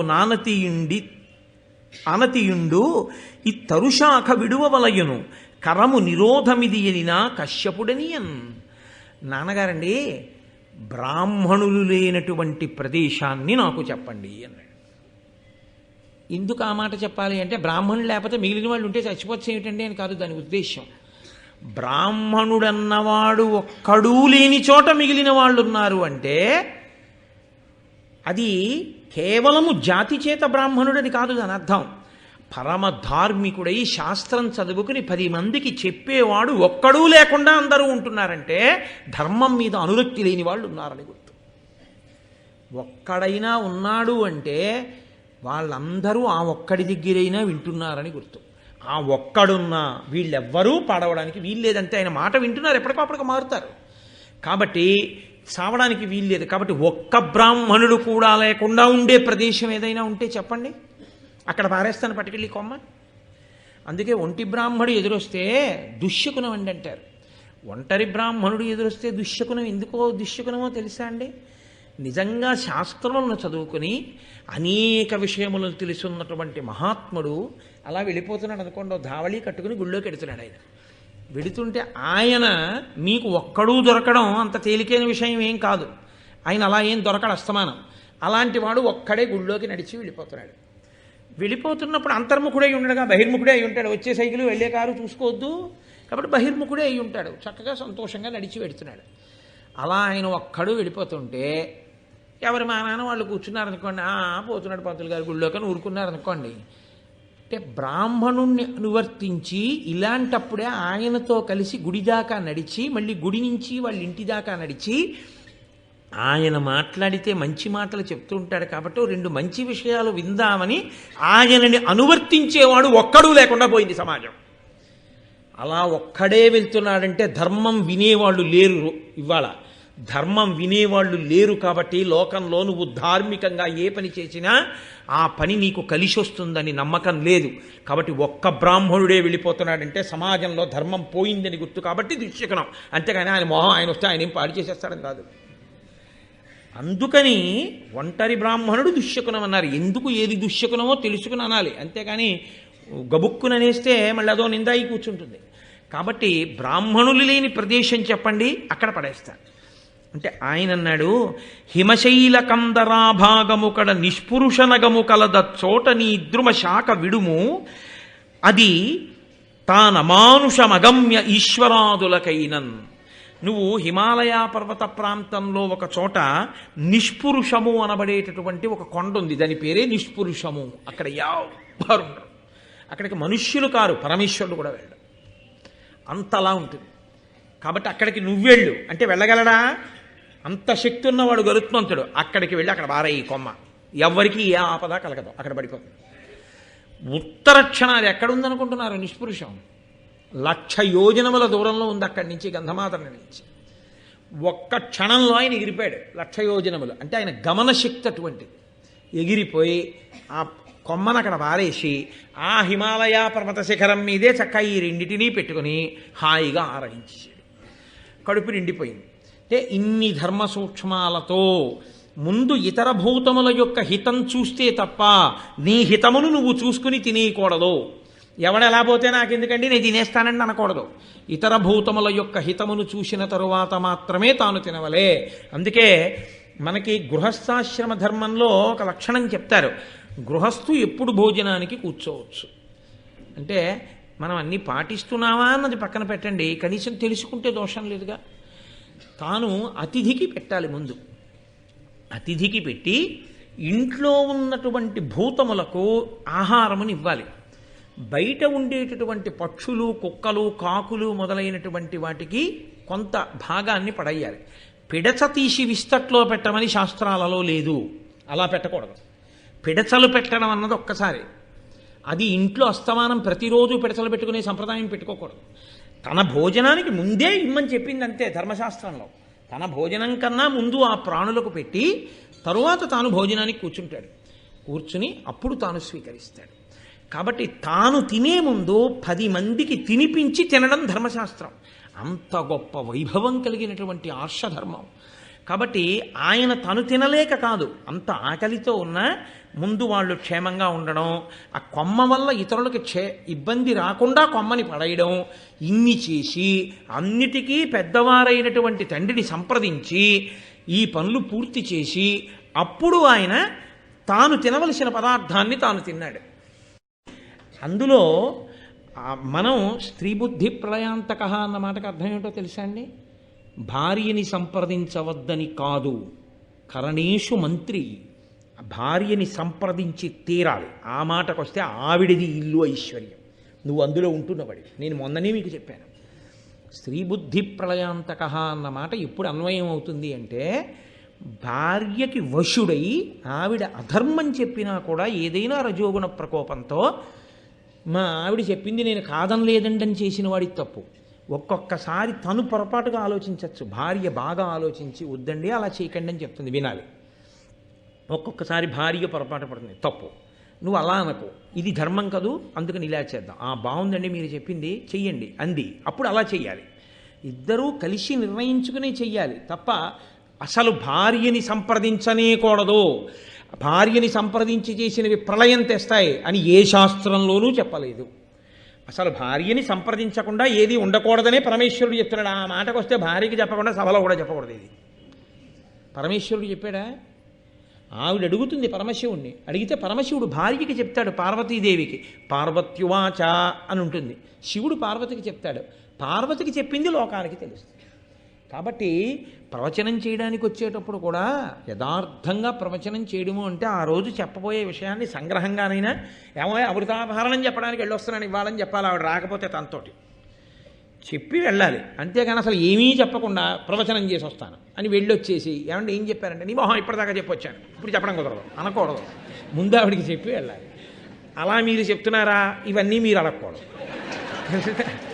కాబట్టి అలా అని నన్ను అడగకూడదన్నానని సభలో ఉంది కదా అని మా ఆవిడ్ని అడగకూడదు. అవి మా ఇద్దరి మధ్య విషయాలు, దంపతుల మధ్యలో వేలు పెట్టకూడదు. ఏమంటే అందుకని కాబట్టి ఆయన పట్టుకెళ్ళి ఆ కొమ్మను అక్కడ పడేసి హిమవత్పర్వత శిఖరం మీద పెట్టుకుని ఆ గజకచ్చపాలని ఆహారంగా స్వీకరించాడు. స్వీకరించిన తరువాత మహానుభావుడు బయలుదేరి అదిగో ఆ అమృతాపహరణము కొరకు, ఆ అమృత భాండం కొరకని స్వర్గలోకం వైపుకి వెళ్ళాడు. ఆ స్వర్గలోకానికి వెళ్ళేసరికి దేవేంద్రుని యొక్క సభ జరుగుతోంది. ఆ దేవేంద్ర సభలో కొన్ని దుశ్శకునములు కనబడ్డాయి అన్నారు. ఏమిటా దుశ్శకునములు అంటే, సురపతి సభ చూడా అంగార వృష్టుల్ కురిసే కులిశధారల్ కుంఠితం వయ్యే దిక్కున్ జర మదములడంగెన్ సర్వదిక్పాలకాంతఃకరణములు భయోద్వేగంబునన్ సంచలించెన్. దేవేంద్రుడి సభలో అకస్మాత్తుగా నిప్పు రవ్వలు పడ్డాయి. దానితో పాటుగా వజ్రాయుధం యొక్క అంచులు మొక్కవోయ్యాయి. దిక్కులన్నీ కూడా కాంతి విహీనమైపోయాయి. అకస్మాత్తుగా దిక్పాలకుల యొక్క మనస్సుల్లో భయము ఉద్వేగము కలిగి వెంటనే దేవేంద్రుడు బృహస్పతి వంక చూశాడు. గురువుగారిని సంప్రదిస్తూ ఉంటాడు ఇంద్రుడు, లోకానికి ఒక పాఠం నేర్పడానికే చేస్తారు ఏది చేసినా.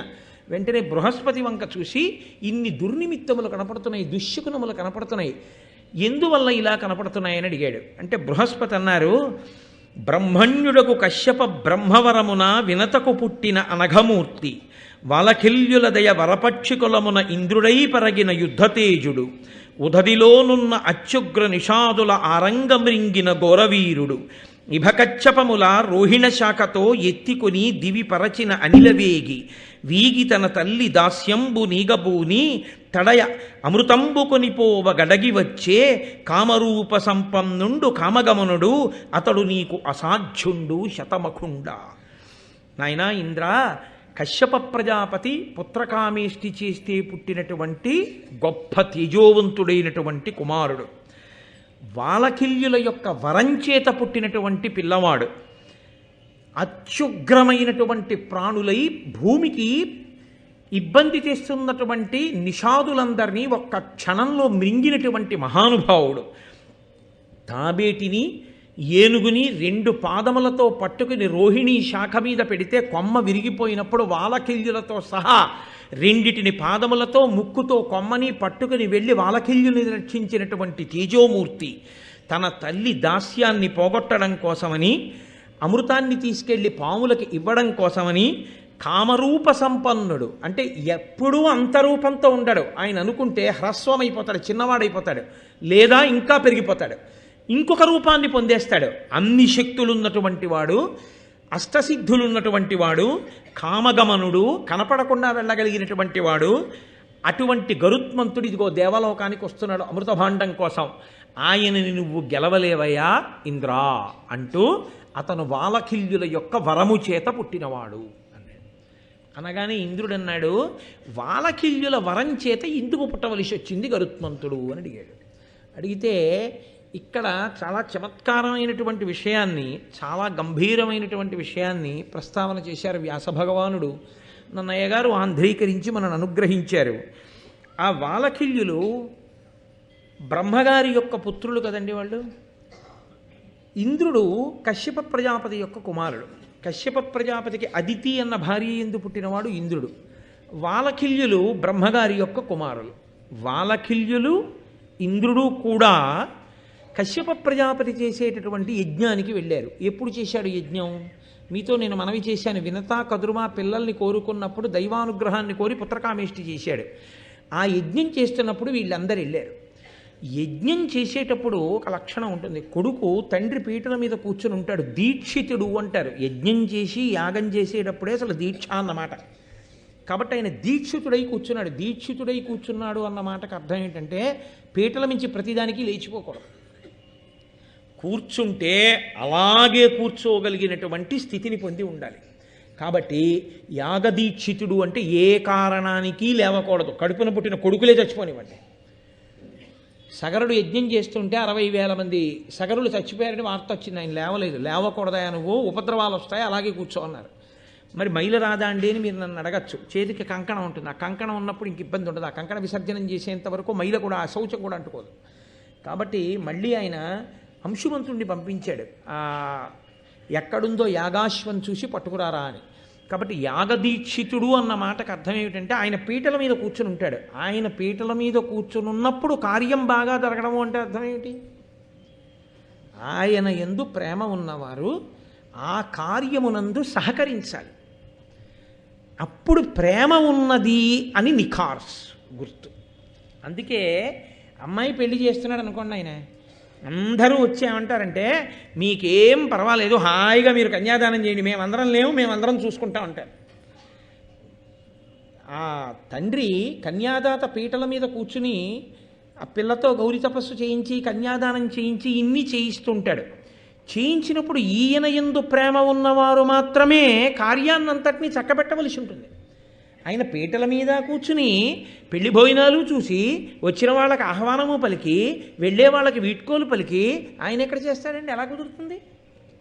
కుదరదు. కాబట్టి ఇప్పుడు ఎవరు చేయాల్సి ఉంటుంది? మరి ఆయన శుభలేఖలు పంచిపెట్టి ఆయన పీటల మీద కూర్చుంటే ఆయన అన్న మాట నిజమయ్యేటట్టు చెయ్యడం రెండింటి వలన చేస్తారు. దేని వలన?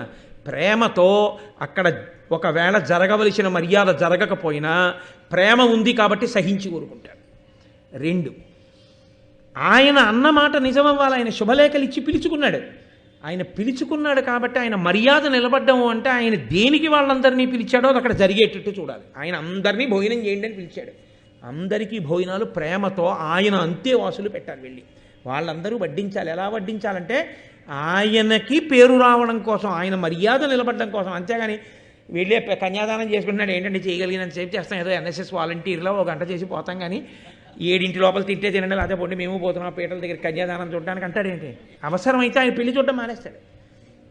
అక్కడే ఉండి ఆ పెళ్ళంతా భోజనాలన్నీ అయ్యే వరకు దేవుడా అని అక్కడ చేస్తాడు. ఎందుకు చేస్తున్నాడు ఆయన? అది ప్రేమకి గుర్తు. నేను నా కూతురు వివాహం చేసినప్పుడు చాలామంది పెళ్లి మంటపం దగ్గరికి రానేలేదు. మహానుభావులు పేర్లు నేను చెప్పక్కర్లేదు, నేను ఆజన్మాంతం వాళ్ళకి రుణపడిపోయి ఉంటాను. వాళ్ళు నా మర్యాదని కాపాడడం కోసం నేను పీటల మీద కూర్చుంటే, నేను గౌరీ తపస్సు చేస్తుంటే వాళ్ళు సర్వమై వాళ్ళు నిర్వహణ చేశారు. అది ప్రేమ అన్న మాటకు అర్థం తప్ప అప్పుడు ఏ ఆభిజాత్యముల చేత కాళ్ళలో కర్ర పెట్టకూడదు. ప్రేమ అన్న మాటకు అర్థం ఏమిటి? అంత గొప్ప పని జరుగుతోంది కాబట్టి నువ్వు సర్దుకోవడమే తప్ప ఎవరు ఏ కారణానికి అడ్డు పెట్టకూడదు. అది పవిత్రత. అందుకే పీటల మీద కూర్చున్న వాడికి మిగిలిన వాళ్ళు చేయవలసింది ఏమిటంటే సహాయం ఒక్కటే తప్ప అప్పుడు ఏ విధమైనటువంటి ఆభిజాత్యములకు పోరు. ఈ ధర్మ సూక్ష్మం చూడండి. బ్రహ్మపుత్రులు వాలకిల్యులు మహానుభావులు, వాళ్ళు అపారమైనటువంటి తేజోవిరాజితులు, ఆజన్మ బ్రహ్మచారులు, ఊర్ధ్వరేతస్కులు, మహాతపస్సులు అయినా కూడా అంగుష్టమాత్ర శరీరం ఉన్నవారు. అయినా కశ్యప ప్రజాపతి యజ్ఞం చేస్తున్నాడు, మనం చేసే సాయం మనం చెయ్యాలి. అందుకని వాళ్ళు కాసిన పువ్వులు కోసి, దర్భలు కోసి, మోదుగ పుల్లలు కోసి అవి అగ్నిహోత్రంలో వేస్తారు. ఈ పుల్లల కట్టలు ఇంతున్నవాడు ఎన్ని పుల్లల కట్ట ఎత్తుకోగలడండి? ఓ ఇంతంత పుల్లలు, ఓ 3 పుల్లలో 4 పుల్లలో మూట కట్టి ఇంత చిన్న తలకాయ మీద ఎట్టుకుని ఇంత చిట్టి చేతులతో పట్టుకుని అంటూ వస్తున్నాడు. ఆయన తపస్సు చేసుకునేవాడు, ఆయన పాపం ఏం మూట ఎత్తుకుంటాడు? అయినా ఎత్తుకున్నాడు. ఆయన కర్మకి ఎత్తుకున్నాడా? ధర్మానికి ఎత్తుకున్నాడు. నువ్వేం చేయగలవు కాదు, ఎంత చేస్తున్నావు అన్నదే ప్రధానం. పీటల మీద కూర్చున్నవాడికి అది ప్రేమకి నిదర్శనం. అప్పుడు ఎంచినవాడు ప్రేమ ఉన్నవాడనడానికి ఆస్కారం ఉండదు శాస్త్రంలో. కాబట్టి వాళ్ళు ఆ మూట పట్టుకుని వెడుతున్నారు వాలకిల్యులు. ఇంద్రుడు పెద్ద దర్భల కట్ట, పెద్ద సమిధల కట్ట భుజాల మీద తల మీద పెట్టుకుని తాను ఎడుతున్నాడు. తాను ఎందుకు చేయాలి? ధర్మానికే చేయాలి. తండ్రి గారు చేస్తున్న యజ్ఞం కొడుకు చేయకపోతే ఎవడు చేస్తాడే? నా కూతురు పెళ్ళవుతుంటే నా కొడుకు చెయ్యాలి అంతే. ఎందుకు చెయ్యాలంటే నాన్నగారండి నేను చూడద్దు ఏంటండి, నాన్నగారండి పెళ్ళి అంటే అవసరమైతే మానేసి చెయ్యాలి. నువ్వు చూడటం ప్రధానమా, తండ్రి గౌరవం ప్రధానమా అంటే తండ్రి గౌరవమే ప్రధానం అంతే, తప్పదు. గురువుగారు అమ్మాయి పెళ్లి చూడడం ప్రధానమా, గురువుగారి గౌరవం ప్రధానమా? గురువుగారి గౌరవమే ప్రధానం. గురువుగారు అమ్మాయి కన్యాదానం నువ్వు చూడకపోయినా పర్వాలేదు. అంటే నా విషయంలో నేను చెప్పట్లేదు ఈ విషయం, ఎప్పుడైనా ఎక్కడైనా అంతే. అది గురువుగారే అయి ఉండక్కర్లేదు. పీటల మీద కూర్చున్నవాడు ప్రశాంతంగా కార్యం చెయ్యడానికి దక్షత అవసరమైతే వెళ్ళిన వాళ్ళు నడుం కట్టి చెయ్యాలంతే. అదే పెళ్ళికి వెళ్ళడం అంటే. తప్పించి మాకెందుకండి, మేమెందుకు వెళ్తామని అనకూడదు. అసలు ధర్మం తెలియని వాడు పెళ్ళికి వచ్చాడని గుర్తు. కాబట్టి వాళ్ళు పట్టుకెడుతున్నారు, ఇంద్రుడు పట్టుకెడుతున్నాడు. ఇప్పుడు ఇంద్రుడు ఏం చేయాలి? అయ్యా ఇంతటి తపస్సులు ఎంత ధర్మానికి కట్టుబడ్డారు. తెలిసి ఉండడం కాదు, మేం తెచ్చింది ఏం సరిపోతుందండి అగ్నిహోత్రంలో కానీ వాళ్ళు అక్కడ కూర్చోవచ్చు. కాదు, ఒక చిన్న మోదుగు పల్లే కావచ్చు, ఇంత దర్భ కావచ్చు, మా వంతు సాయం మాది అని పట్టుకొస్తున్నారని చూసి మురిసిపోవాలి. మురిసిపోలేదు. కుసంస్కారములు ఎక్కడుంటాయో మీరు ఆలోచించండి. ఇవి ప్రధానంగా ఎక్కడ బయటికి వస్తాయంటే మన ఇంట్లో శుభకార్యం చేసేటప్పుడే బయటకు వస్తాయి ఇవన్నీ. ఎవడైనా శుభకార్యం తలపెట్టాడు అనుకోండి, వెళ్ళిన వాడికి ముందు ఏది వెతుకుతాడంటే వాడికి మనం ఏ రకంగా పేరెట్టచ్చు, ఏ రకంగా వాడిని ఇబ్బంది పెట్టచ్చు. వీడికి సమస్తము తెలిసినట్టు వాడికి వంక పెట్టేవాడే కానీ నిజంగా వాడిని ప్రేమతో అనువర్తించి నిలబడేటటువంటి వాళ్ళు చాలా తక్కువ మంది ఉంటారు. ఆ విషయంలో నేను చాలా భాగ్యవంతుణ్ణి. నా కూతురు వివాహం చేసినప్పుడు ఎంత గొప్పగా నిలబడ్డారు అందరూ. కాబట్టి అది తెలిసి ఉంటుంది. అది తెలిసి ధర్మం కోసం మహానుభావులు పట్టుకొస్తున్నారు. వాళ్ళని చూసి సంతోషించి అభినందించవలసినటువంటి వాడు అభినందించకపోగా మీరెంత, మీ శరీరాలెంత, మీరు తెస్తున్న మూటలెంత, దీనికి పెద్ద ఓహో అగర్పు చెమట, వాళ్ళని చూడండిరా ఎన్ని దర్భలు తెచ్చేస్తున్నారు అని పక్క నవ్వాడు. వాళ్ళ దర్భల మూటలు తీసుకొచ్చి యజ్ఞశాలలో పడేసి చూడడానికి బొటనవేలంతున్నారు. వాళ్ళు ఇంద్రుడి వంక చూసి అన్నారు, రణ విజయుడనల తేజుండనిమాది గుణార్జుడుజుతుడయ్యడు వీరాగ్రణి శతముకు కంటెను శతగుణ వీర్యుండైన పుత్రకుండజితుండై అన్నారు. నేను ఇంద్రుండని కదా నీకు అహంకారం, మమ్మల్ని చూసి నవ్వావు. ఇంద్రుడి కన్నా గొప్పవాడు, యుద్ధమునందు గెలవబడలేనివాడు, ఆయన్ని గెలవడం ఎవరికీ సాధ్యం కాదు. ఇంద్రుడి కన్నా చాలా గొప్పవాడు, స్వతసిద్ధంగా అణిమాది అష్టసిద్ధులను సాధించుకున్నవాడు. అటువంటి మహానుభావుడొకడు ఇప్పుడు ఈ పుత్రకామేష్టి వలన కశ్యప ప్రజాపతికి కొడుకుగా జన్మించుగాక. ఆయన ఈ ఇంద్రుడి కన్నా గొప్పవాడై ఇంద్రుడవుతాడు. ఊడిపోయిందా పదవి? వెంటనే కశ్యప ప్రజాపతి యొక్క ధర్మము అన్న మాటకు అర్థం చూడండి. అది విశాల హృదయం, అది ధర్మం, అది మనం నేర్చుకోవలసింది మహాభారతంలోంచి. ఆయన అన్నాడు వెంటనే, ఉండు ఇతండు పద్మజునియోగమునం త్రిజగంబులందు ఇంద్రుడై భూతరాశి తన దౌర్బల శక్తి కడంగి కాచుతున్ రెండవ ఇంద్రుడైన విపరీతమగున్ భువన ప్రవృత్తి మీ రెండు విధంబు చేయుటిది యుక్తమే బ్రహ్మ నియుక్తి ఉండగన్. ఈ ఇంద్రుడు తన భుజబల శక్తితో లోకాలలో ఉండే ప్రాణులన్నింటినీ కాపాడుతున్నాడు. ఇతను ఇంద్రుడు అని పరమేష్ఠి మహానుభావుడు చతుర్ముఖ బ్రహ్మగారు నిర్ణయం చేశారు. ఒక రూల్ని పాటించడంలో, పెద్దలు చేసిన నిర్ణయాన్ని ఔదల దాల్చడంలో ఎంత గౌరవంతో ఔదల దాల్చాలో చూడండి. అది పెద్దలు చేసిన నిర్ణయం కాబట్టి అందులో మా బుద్ధితో సంబంధం ఏముందండి? వారు నిర్ణయం చేశారు కాబట్టి అది శతధా అంగీకరించవలసిందే. కాబట్టి మేము అనువర్తిస్తాం. చతుర్ముఖ బ్రహ్మగారు ఆయన్ని ఇంద్రుడిగా పెట్టాడు. ఆ ఇంద్రుడు లోకములన్నింటినీ తన భుజబలంతో కాపాడుతున్నాడు. ఒక ఇంద్రుడు ఉండగా మళ్ళీ ఇప్పుడు పుట్టబోయే పిల్లాన్ని ఇంద్రుణ్ణి చేస్తే బ్రహ్మగారు నొచ్చుకోరయ్యా? నేను ఒకడిని ఇంద్రుణ్ణి చేశాను, వాళ్ళు ఒకడిని ఇంద్రుణ్ణి చేశారు, ఇలా ఎవరి మానాన వాళ్ళు ఎవరిని పడితే వాళ్ళని ఇంద్రుణ్ణి చేసుకుంటూ పోతే లోకంలో ఇంతమంది ఇంద్రులు బయలుదేరితే ఏ ఇంద్రుడు ఏది చెయ్యాలన్న విషయంలో మళ్ళీ పరమేష్ఠికి ఎంత తలపోటు? వద్దు, వాణ్ణి ఇంద్రుడిగా ఉండనివ్వండి, కానీ మీ వాక్కు వృధా కారాదు. కాబట్టి ఈ పుట్టబోయేటటువంటి పిల్లవాడు పక్షులకు ఇంద్రుడగుగాక, అంటే పక్షులకు అంత గొప్పవాడుగుగాక, పక్షులలో అంత గొప్పవాడుగుగాక. కాబట్టి శరీరం పక్షి శరీరం అయినా ఇంద్రుడు కూడా గెలవలేడు, అన్ని గుణములతో ఉంటాడు. కాబట్టి నిలబడింది. వాళ్ళు కూడా వాలకిల్యుల యొక్క గొప్పతనం కూడా ఎక్కడుందంటే పెంకితనం అని ఒక మాట ఉంటుంది లోకంలో.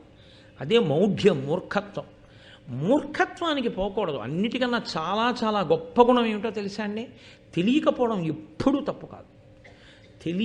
తెలియకపోవడం అన్న ఒక మాట పట్టుకొని మీరు రాపాడించేయకూడదు మనుషుల్ని. తెలియదు, తప్పు చేశారు, దెబ్బలాడు. విన్నారు, ఇప్పుడు నువ్వేం చేయాలి? ఇదంతా నా గొప్పే, నే దెబ్బలాడాను కాబట్టి జరిగింది అనకూడదు. నువ్వు దెబ్బలాడితే విని చెయ్యగలిగినటువంటి హృదయ వైశాల్యాన్ని నువ్వు గుర్తించాలి. లేకపోతే నువ్వు పాపిష్టివాడి అయిపోతావు. అవతల వాళ్ళు మారారు, అవతల వాళ్ళు ఎంతో మర్యాద ఇచ్చారు నీ మాటకి. నువ్వు ఎంత గౌరవాన్ని నిలబెట్టుకోవాలి? నువ్వు ఎంత ప్రేమించాలి? నువ్వు ఎంత నెత్తి మీద పెట్టుకోవాలి? ఆ నెత్తి మీద పెట్టుకోవడం నీకు చేత కాకుండా నువ్వు ఎప్పుడూ అలాగే ఉగ్రంగా ఉంటానంటే అర్థం లేదంతే ఆ స్థితికి. అది వాలకిల్యుల యొక్క హృదయం. వాళ్ళు అన్నారు తప్పు చేశాడని, ఇతనికన్నా గొప్పవాడు ఇంద్రుడు పుడతాడు అని. కానీ కశ్యప ప్రజాపతి ఈ మాట చెప్తే తథాస్తు. అందుకే ఉత్తముడైన వాడి కోపం క్షణం ఉండిపోతుంది. అలా కాకుండా ఇంకా అదే పనిగా ఇంకా అసలు ఎప్పుడూ ఆ కోపాన్నే నెమరవేసుకుంటూ ఉండిపోయాడు అనుకోండి, పాపిష్టివాడు వాడు. ఉత్తమే క్షణకోపస్య మధ్యమే ఘటికాద్వయం మదమే స్యాదహోరాత్రం పాపిష్టే మరణాంతక. అలా ఉండకూడదు కోపం అన్నది. కాబట్టి మహానుభావులు వాలకిల్యులు కూడా పరమ సంతోషంగా అంగీకరించారు. ఈ కథ నీకు తెలియంది కాదుగా. ఎవరు చెప్తున్నారు? బృహస్పతి చెప్తున్నారు ఇంద్రుడితోటి. నీకు తెలియంది కాదుగా. వాలకిల్యుల అనుగ్రహంతో పుట్టినవాడు, అంత ప్రతాపవంతుడై, అంతటి గమనవేగము కలిగిన వాడై, కామరూపుడై ఆయన బయలుదేరి వస్తున్నాడు అమృతాపహరణమునకు. నువ్వేం ఆపుతావయా? నువ్వు ఆపలేవు అని బృహస్పతి చెప్పవలసిన మాట చెప్పారు. కానీ తన కర్తవ్యమో నో మాట ఉంటుంది కదా. అంతమందికి మాట ఇచ్చి అమృతాన్ని తన దగ్గర దాచినప్పుడు నేను దాస్తాను అన్నవాడు బలం ఉన్నా లేకపోయినా ఇప్పుడు యుద్ధం చేసి అమృతాన్ని రక్షించడానికి కావలసిన ప్రయత్నం చేయవలసిందే. పురుష ప్రయత్నము అని ఒక మాట. ఉద్యోగం పురుష లక్షణం. ఇది ఎక్కడదో తెలుసా అండి? మహాభారతంలోదే. ఉద్యోగం పురుష లక్షణం అంటే ఎవరి దగ్గరికో వెళ్ళి ఆయన్ని యజమానిగా స్వీకరించి 4 రూపాయలు తెచ్చుకోమని కాదు. ఉద్యోగం పురుష లక్షణం అంటే ప్రయత్నం పురుష లక్షణం. ఉద్యోగం అంటే ప్రయత్నం. తను ప్రయత్నం చెయ్యాలి. ఏ ప్రయత్నము చేయకుండా గాలికి వదిలేసి కూర్చోకూడదు, అవే జరుగుతాయి లేని. ప్రయత్నం చేస్తూ ఉండడం పురుషుని యొక్క లక్షణం. కాబట్టి ఆయన తన వంతు కర్తవ్యం తన నిర్వహణ చెయ్యాలి. అంతేగాని వాళ్ళు చెప్పారండి, బృహస్పతి గారు చెప్పారండి ఆయన అంత గొప్పవాడని, వాలకిల్యులు వరం ఇచ్చారండి, ఇంకా ఎందుకండి అనవసరంగా యుద్ధానికి నువ్వు ఏం వెళ్ళలేదండి, ఆయనకు దండేసి స్వాగతం చెప్పి పట్టుకుబొమ్మని ఇచ్చేసానంటే అనకూడదు కదా. అలా అంటే అది ఇంకోలా ఉంటుంది. కాబట్టి తన కర్తవ్యం తాను నిర్వహిస్తే అమృతాన్నే పండించింది మహాభారతం. కాబట్టి ఇప్పుడు ఆయన ఆ రక్షకుల్ని పిలిచి మీరందరూ వెళ్ళి అమృత భాండానికి రక్షకులుగా ఉండి గరుత్మంతుడితో యుద్ధం ప్రారంభం చేయండి అంటే ఈయన లోపలికి వెళ్ళిపోయాడు కాదు, ఈయన యుద్ధానికి వచ్చాడు. వారలు బహుప్రాకారాకారులు వీరులు నిశత ఖడ్గాది మహాదారుణ శస్త్రధరులు కృష్ణారుణ సీత పీత ఘనతరాంగత్రాణులు. ఆ వచ్చినటువంటి అమృతభాండాన్ని రక్షణ చేసేటటువంటి వాళ్ళు సామాన్యమైన వాళ్ళు కారు, గొప్ప బాహుపరాక్రమం కలిగినటువంటి వారు, చాలా వాడి అయినటువంటి ఖడ్గాది ఆయుధములను పట్టుకున్నటువంటి వాళ్ళు తెల్లని నల్లని పచ్చని ఎర్రని మెరిసిపోతున్నటువంటి కవచములను కట్టుకుని ఉన్నారు. వాళ్ళందరూ కూడా గరుత్మంతుడితో యుద్ధాన్ని ప్రారంభం చేశారు. ఆయనకి వేరే అస్త్రాలు శస్త్రాలు అక్కర్లేదు, ఆయన రెక్కలు ఆయన ముక్కు ఇద్దరు కనపడతారు మనకి. హనుమ గరుత్మంతుడు వీళ్ళిద్దరికీ వేరే ఆయుధాలు అక్కర్లా, వాళ్ళలోని శక్తియే వాళ్ళకి రక్ష.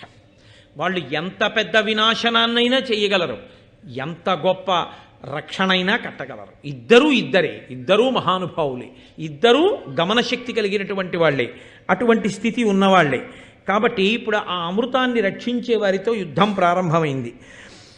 వితతోల్కాశ నిపుంజమొక్కయనగా విన్వీధి విక్షిప్త పక్షతి వాతాహతి తూల శకలాకారంబులై వారిద ప్రతతుల్ సాల్పడి నల్గడంచదరగా బారెన్ మనోవేగుడై పతగేంద్రుండమృతాంతికంబునకు తత్పాలుర్భయం బందగన్. ఆ గరుత్మంతుడు ఆ రెక్కలని అల్లారుస్తూ ఆ స్వర్గలోకంలో ఒక్కసారి విహరించి వాళ్ళని తన రెక్కల చేత కొట్టి ముక్కుతో వాళ్ళని పొడుస్తుంటే అక్కడ పిడుగులు ఒక్కసారి కొన్ని వేల పిడుగులు పడుతున్నటువంటి గాలి వస్తే ఎలా ఉంటుందో అటువంటి పరిస్థితి ఏర్పడింది.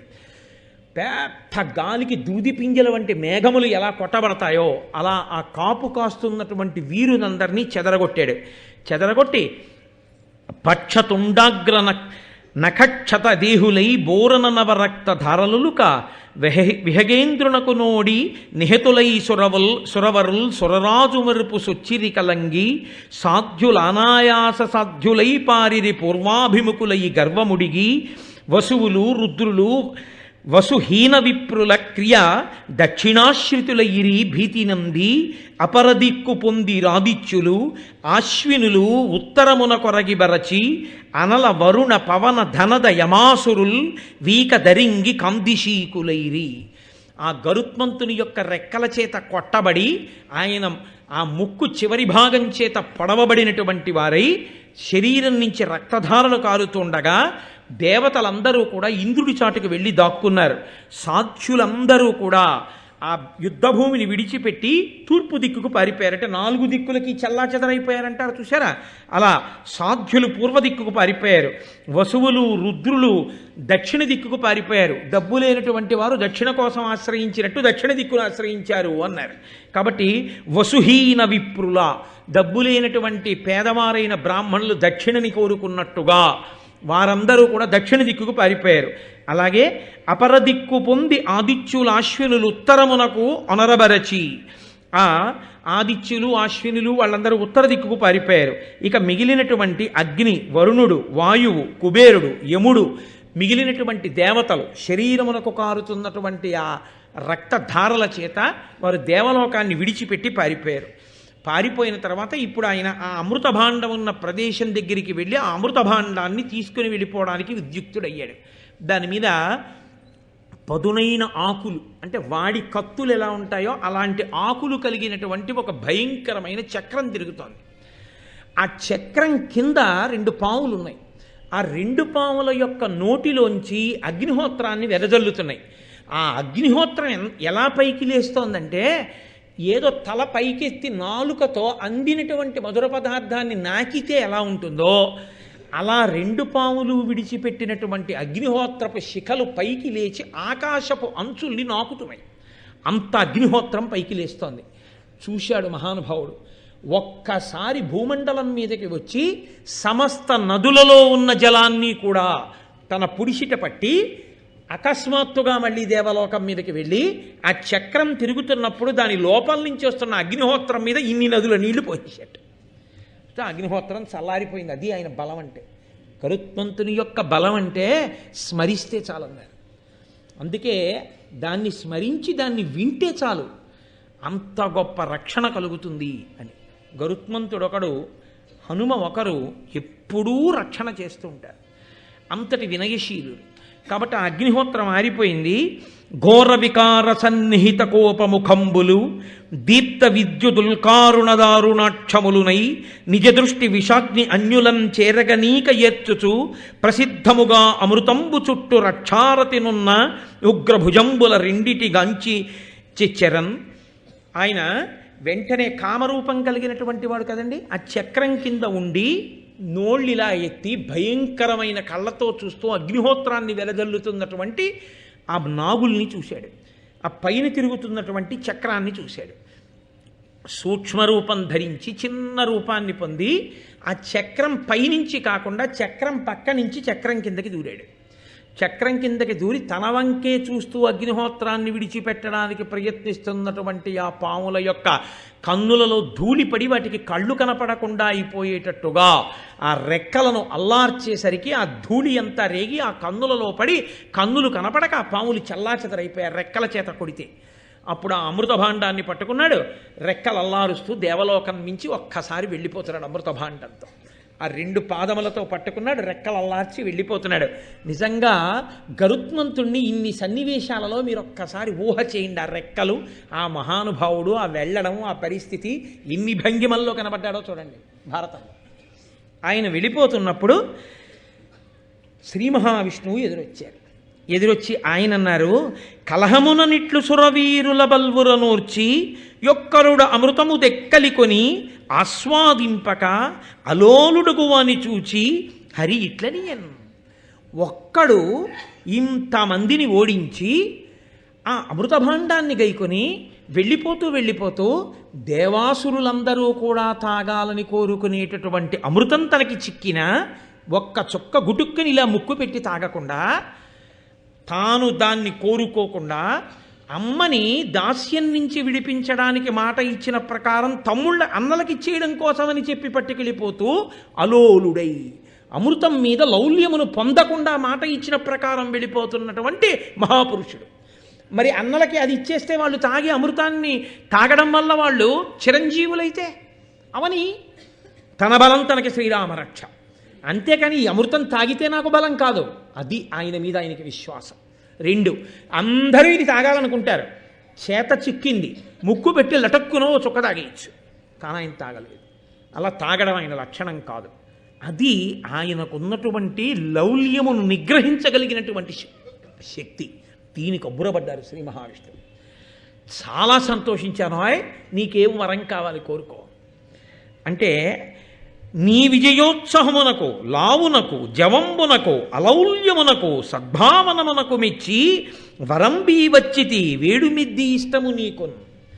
నీ బలానికి, నీ విజయోత్సాహానికి, నీ మనోజవానికి, నీ అలౌల్యానికి, ఆ అమృతం తాగాలన్న కోరిక లేని నీ స్థితికి, నీ సద్భావనకి, అమ్మని దాస్యం నుంచి విడిపించాలి అన్న భక్తితో ఇంత కష్టపడిన నిన్ను చూసి చాలా సంతోషించాను. గరుత్మంత, నీకేం కావాలి కోరుకో అంటే, గరుత్మంతుడు అన్నారు ఆయనకి నమస్కారం చేసి, అమృతాశనంబు చేయకుయును దేవా నాకు అజరామరత్వము అందుటయును అఖిల లోకంబుల కగ్గరినివైన నీకు అగ్రంబునందు నిన్నధిక భక్తి కొలుచుచు ఉనికియు కోరితి కరుణతో దయచేయుము ఉద్ధత దైత్యభేది అనునప్పుడు వానికి అభిమతంబులు ప్రీతుడై ఇచ్చి హరి ఇట్టులనియే నాకు అనఘా వాహనంబవై మహాధ్వజమవయ్యుండువనిన పక్షియును ప్రసాదమనుచు మృక్కి పరచే అంత అతని మీద వజ్రమెత్తి వేయిచే వాసవుండు.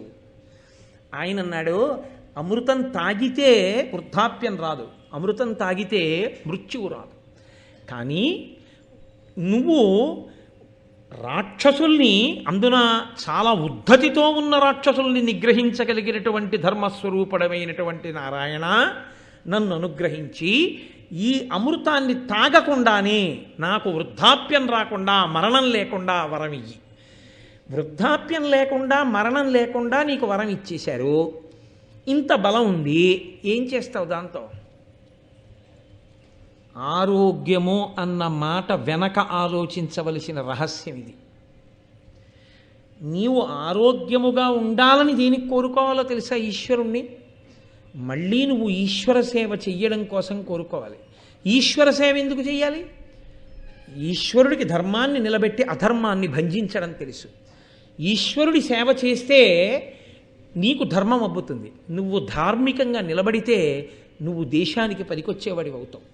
కాబట్టి నాకు కేవలము జరామరణము లేకుండా ఉండడం మాత్రమే నేను కోరుకోవట్లేదు.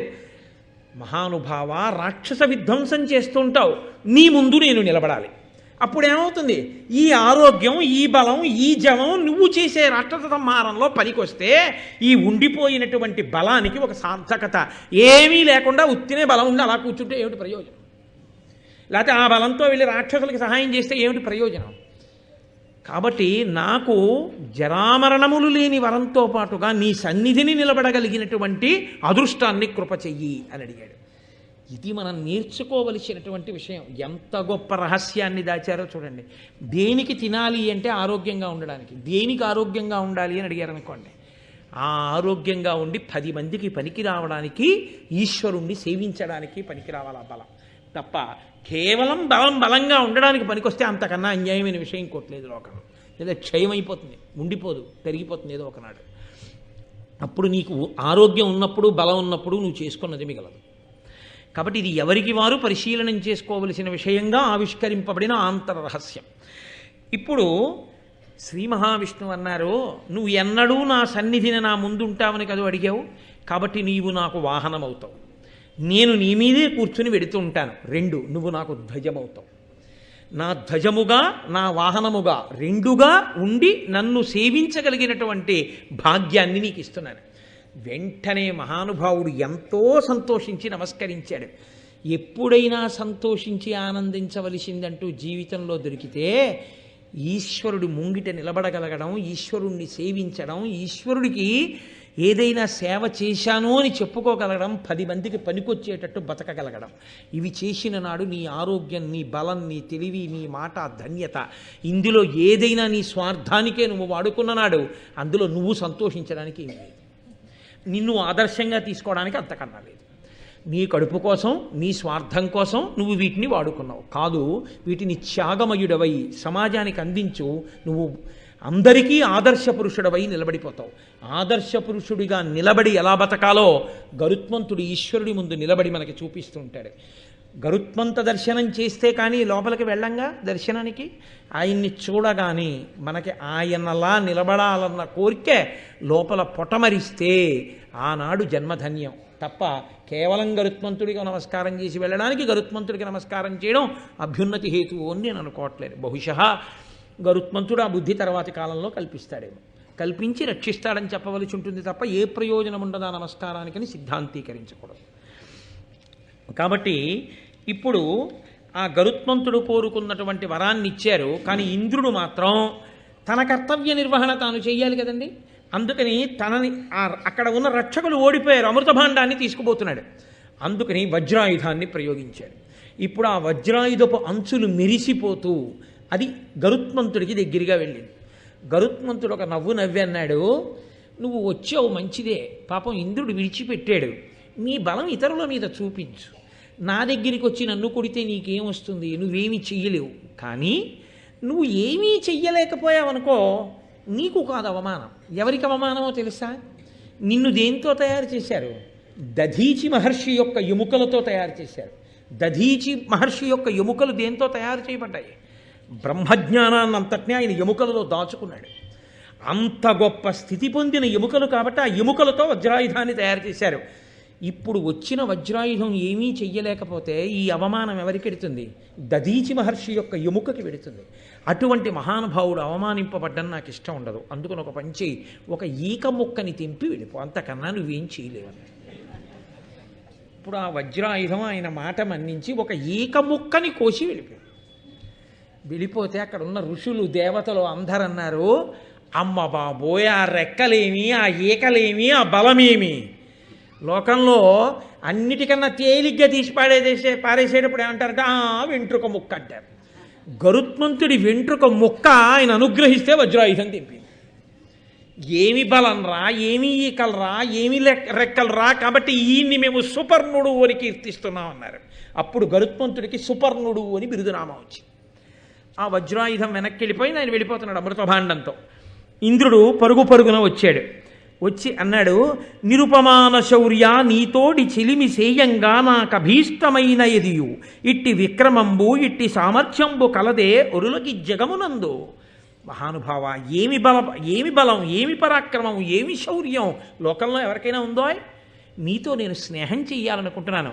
కాబట్టి ఇక మన ఇద్దరం శత్రువులం కాదు, మన ఇద్దరం చాలా స్నేహశీలురమై మనం జీవిద్దాం. అసలు యథార్థమునకు ఇద్దరు కశ్యప ప్రజాపతి బిడ్డలే కదండి. కాబట్టి ఇంద్రుడు అడిగాడు, నీకు అమృతం అక్కర్లేదు, నువ్వు తాగనన్నావు. అమృతము వలన ఏదొస్తుందో అది విష్ణువు దగ్గర వరంగా పొందేశావు. మరి ఇప్పుడు ఈ అమృతం నీకెందుకు? అమరుడవు, అజరుడవు, అజితుడవు, అమేయుడవు, నీకు అమృతమది ఏల ఖగోత్తమ. దీని ఒరులకిచ్చిన అమరులకును వారసాక్షులగుదురు పోరన్. నీవు చూస్తే అమరుడవు, నీకు మృత్యువు లేదు. అజరుడవు, నీకు వృద్ధాప్యం రాదు. అజితుడవు, నిన్నెవ్వరూ కూడా ఓడించలేరు.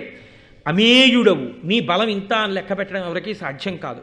కాబట్టి నీకు అమృతం ఎందుకు అక్కర్లేదు. అక్కర్లేని అమృతాన్ని నువ్వు పట్టుకెడితే వచ్చే ఉపద్రవం ఏమిటో తెలుసా? నువ్వు ఎవరికో ఇవ్వడానికి పట్టుకెడుతున్నావు. ఇప్పుడు వాళ్ళకి పట్టుకెళ్ళి ఇచ్చేస్తే వాళ్ళ అమృతం తాగేస్తారు. వాళ్ళు ఎటువంటి వాళ్ళో మాకు తెలియదు, నువ్వెవరికి ఇస్తావో తెలియదు. వాళ్ళు దేవతలు నిగ్రహించడానికి వీలు లేని వాళ్ళు అయిపోతారు. ఇప్పుడు వాళ్ళు పాపబుద్ధి కలిగిన వాళ్ళు, అధర్మాచరణము కలిగిన వాళ్ళు అయిన వాళ్ళై నువ్వు పట్టుకెళ్ళి ఇచ్చి వాళ్ళు తాగేస్తే, వాళ్ళని మేము నిగ్రహించలేకపోతే, ఆ సంతానము లోకంలో పెరిగిపోతే, అధర్మము జడలు విప్పి నాట్యం చేస్తే, అమృతం నువ్వు ఇచ్చిన కారణం చేత లోకంలో ధర్మం పాడైపోతే, నువ్వు తాగకపోయినా నీకు ఇన్ని గుణాలున్నా నువ్వు చేసిన తప్పు వల్ల లోకంలో ధర్మం పోలా, దేవతల్ని నువ్వు ఇబ్బంది పెట్టలా. కాబట్టి దేనికి పట్టుకెడుతున్నావు అమృతాన్ని నాకు చెప్పు. చెప్పి నీకేం కావాలి కోరుకో, అది నేను నీకు ఇస్తాను అంటే, నీ ఒరులకు ఈ అమృతం బీవలదు, నాకు మగుడనిచ్చిన నీకిష్టావాప్తియగు విధంబే కావించద అనిన హరికి గరుడండనియన్. నీకు కావలసినదేదో నువ్వు అడుగు, ఆ వరం నీకు నేను తీర్చేస్తాను, నేను చేసి పెడతాను. కానీ ఈ అమృత భాండం మాత్రం ఇవ్వకు. ఎవరికి పట్టుకెళ్ళిద్దాం అనుకుంటున్నావో వాళ్ళకి ఇవ్వకు, ఇబ్బంది వస్తుంది అంటే. గరుత్మంతుడు అన్నాడు, నేను మా అమ్మని దాస్యం నుంచి విడిపించుకోవడం కోసమని అమృతం తెచ్చిస్తానని పాములకు మాట ఇచ్చాను. ఎక్కడి వరకు వాళ్ళు నన్ను అడిగారు? అమృతం తెచ్చి ఇమ్మని అడిగారు, తాగించమని నన్ను అడగలేదు. కాబట్టి పట్టుకెళ్ళి ఇచ్చేస్తే నా దాస్యం వదిలిపోతుంది. నువ్వేం చేస్తావు? అందకూడని వాళ్ళకి అందకూడదని కదా నువ్వు అనుకుంటున్నావు. వాళ్ళకి అందకూడదని నువ్వు అనుకుంటే నేను పట్టుకెళ్ళి అక్కడ పెట్టి స్నానం చేసి వచ్చి తాగండి అని చెప్తాను, అమృతం కాబట్టి. వాళ్ళు స్నానం చేయడానికి వెళ్ళినప్పుడు అమృతం నువ్వు తెచ్చేసుకో నీ బలంతో. మా అమ్మ దాస్యము పోతుంది. అయోగ్యులు వాళ్ళైతే వాళ్ళకి అందకుండా నువ్వే చేసుకో అంటే ఆయన నాడు చాలా బాగుంది. పూనా ఉపకారం చేయి, పట్టుకెళ్ళి గబాలను నువ్వే వాళ్ళందరినీ చేతులు పట్టండి, నువ్వు నోళ్ళు తెరవండి పోసి అక్కడ పెట్టి స్నానం చేయండి. నేను కాగల కార్యంగా దరువులు చూసుకుంటారు, నేను చూస్తాను, పట్టుకుపోతాను, చాలా సంతోషం అని ఆయన అన్నాడు. గరుడుని యొక్క శక్తి చాలా గొప్పది అని చెప్పి నాకు ఇప్పుడే బృహస్పతి చెప్పాడు. నేను చూశాను. మహానుభావ, అసలు నీ శక్తి ఎటువంటిదో ఒకసారి వినాలనుకుంటున్నానయ్యా. ఇప్పుడు యుద్ధం మాత్రమే చూశాను, ఒక్కసారి నీ శక్తి ఎంతటితో చెప్పు అంటే. ఇది గరుత్మంతుని యొక్క గొప్పతనం. సుందరకాండలో హనుమ ఎలా చెప్పుకోరో అలాగే గరుత్మంతుడు కూడా చెప్పుకోడు. ఆయన అన్నాడు, పరనిందయు ఆత్మగుణోత్కర పరికీర్తనము చేయగా ఉచితమే సత్పురుషులకు అయినను నీకచ్చెరువుగా నా కల తెరంగు చెప్పేద ప్రీతిన్. లోకంలో ఎక్కడైనా తన్ని తాను పొగుడుకోవడం, ఇతరుల్ని నింద చేయడం, ఈ రెండు చెయ్యొచ్చయా? రెండు చంపడం చావడంతో సమానం. కాబట్టి అలా నా బలం ఇంత గొప్పదని నేను ఎలా చెప్పుకుంటాను? చెప్పుకోకూడదు. కానీ పెద్దవాడివి, దేవలోకాధిపతివి, నువ్వు అడిగిన తరువాత చెప్పాలి. నా బలాన్ని వినయంతో చెప్తున్నాను తప్ప అతిశయంతో చెప్తున్న వాడిని మాత్రం కాదు. నువ్వు అడిగావని చెప్తున్నానంతే, విను చెప్తాను. స్థావర జంగమ ప్రవితతంబగు భూవలయంబునెల్లా నా లావున భూని తాల్తు అవిలంఘ్య పయోధి జలంబులెల్లా రత్నావళితోన చల్లుదు బృహన్ నిజపక్ష సమీరణంబునన్ దేవగణేశ ఈ క్షణమ తిమ్రరివొత్తు ద్రివిష్టపంబులన్. నా బలం ఎంతటిదో నీకు చెప్తాను విను. స్థావర జంగమములతో అంటే కదిలే ప్రాణులతో కదలనిటువంటి వాటితో ఉన్న ఈ భూమండలాన్నంతటినీ కూడా నా లావున భూనిదాల్తూ అంటే కదలనివి కొన్ని ఉంటాయి, అరణ్యాలు పర్వతాలు ఇలాంటివి. కదిలేవి కొన్ని ఉంటాయి ప్రాణులు. కదిలే వాటితో కదలని వాటితో కలిపి ఈ భూమినంతటినీ ఎత్తేసి నా రెక్కల మీద పెట్టుకుని తిప్పేస్తాను. కాదు, ఈ సముద్రాలలో సముద్ర గర్భంలో రత్నాలు ఉంటాయి. నేను సముద్రాల దగ్గరికి వెళ్ళి రెక్కలిలా అల్లారిస్తే ఆ నీళ్లు రత్నాలతో సహా భూమి మీదకి ఎగిరి పడిపోతాయి, చల్లాచెదరైపోతాయి. ఇంకేముండదు అక్కడ అడుగుని చూడ్డానికి. కనీసం నీళ్లు చిమ్ముకుపోయిన తర్వాత అడుగున రత్నాలు కూడా కనబడవు, రత్నాలు కూడా ఎగిరి పడిపోతాయి. కాదు, 3 లోకములను క్షణంలో తిరిగి వచ్చేస్తాను. అది నా బలం. అంతకన్నా ఏం చెప్పమంటావు? బాగుండదులే. ఇంద్రుడు తెల్లబోయి చాలా సంతోషించి, మహానుభావ, నేను కూడా నీకో వరం ఇవ్వాలనుకుంటున్నాను. ఇంత గొప్పవాడివి, నేను మీతో మనవి చేశాను కదా, దేవతలకు అది లక్షణం. వాళ్ళు ప్రసన్నులై కనబడితే వరం ఇవ్వకుండా ఉంటారు. కాబట్టి నీకు నేను వరం ఇవ్వాలనుకుంటున్నాను, కోరుకో. మీరు జాగ్రత్తగా ఆలోచించండి. గరుత్మంతుడికి వరం ఇవ్వగలిగిన వాడా దేవేంద్రుడు ఇప్పుడు అసలు? కానీ వరం పుచ్చుకోకుండా వెళ్ళిపోవచ్చా గరుత్మంతుడు? ఇప్పుడు దేవతలు కనబడిన తర్వాత అడిగి తీరాలి, లేకపోతే వాళ్ళు ఒప్పుకోరు. అది వాళ్ళ ధర్మం. వాళ్ళ ధర్మాన్ని నేను పాడు చేసి వెళ్ళిపోయాడు అనుకోండి, అసహ్యంగా ఉంటుంది. కాబట్టి అడగాలి. అడగడానికి ఇంద్రుడు అనుగ్రహిస్తే తప్ప తాను పొందలేనిది ఏముంది ఆయనకి? శ్రీమన్నారాయణుడికే వాహనమైన వాడు, ధ్వజమైన వాడు, అమృతం తాగకుండానే జరామరణములు లేనివాడు, సహజముగా ఇంత బలమున్నవాడు, ఇటువంటి వాడికి ఇంద్రుడేమి ఇవ్వాలి కనుక. కానీ వినయం ఉన్నవాడు అడగగలిగినది అడిగాడు గరుత్మంతుడు. అది ఆయన వినయం అంటే. ఇక్కడ నిజంగా చాలా చాలా గొప్ప విషయం ఇది. చదువుతున్నప్పుడు ఎంత సంతోషం కలుగుతుందో, ఎంత ఆనందం కలుగుతుందో నిజంగా. నేను ఒకనకొకప్పుడు ఒక విషయం చూశాను. ఇన్స్పెక్షన్స్కి వస్తుంటారు ఆఫీసర్స్. ఇన్స్పెక్షన్స్కి వస్తే వాళ్ళు ఏం చేస్తారంటే ఆ ఆఫీస్కి అంతటికీ కూడా అధికారి ఏదో అందరికన్నా ఓ మంచి కుర్చీలో కూర్చుంటాడు కదండి, కాస్త అటు ఇటు తిరిగే కుర్చీలోనన్నా కూర్చుంటాడు. ఎదురుగుండా ఉన్నవాళ్ళు అలా తిరగడానికి వీలు లేని కుర్చీలో కూర్చుంటారు. అది మంచిదే కూడా. వాళ్ళు కూడా అలా తిరిగే కుర్చీలో కూర్చుంటారో సరదాగా ఉందని అటు ఇటు తిరిగాడు అనుకోండి, చెప్పేది మర్చిపోతాడు. ఆయనకు కోపం వస్తుంది. ఆయనకి తిరిగే కుర్చీ అవసరం, మనకి తిరగకుండా కూర్చునే కుర్చీ అవసరం పనిచేసేవాడికి. కాబట్టి ఈ వచ్చిన ఆయన కన్నా పెద్ద అధికారి. ఆయన వచ్చాడు. వస్తే ఈయన లేచి కూర్చోండి అన్నాడు. ఆయన అన్నాడు, తప్పు. ఇక్కడ పరిపాలన కొరకు ఈ కార్యాలయం, ఈ కార్యాలయానికి అధికారివి నువ్వే.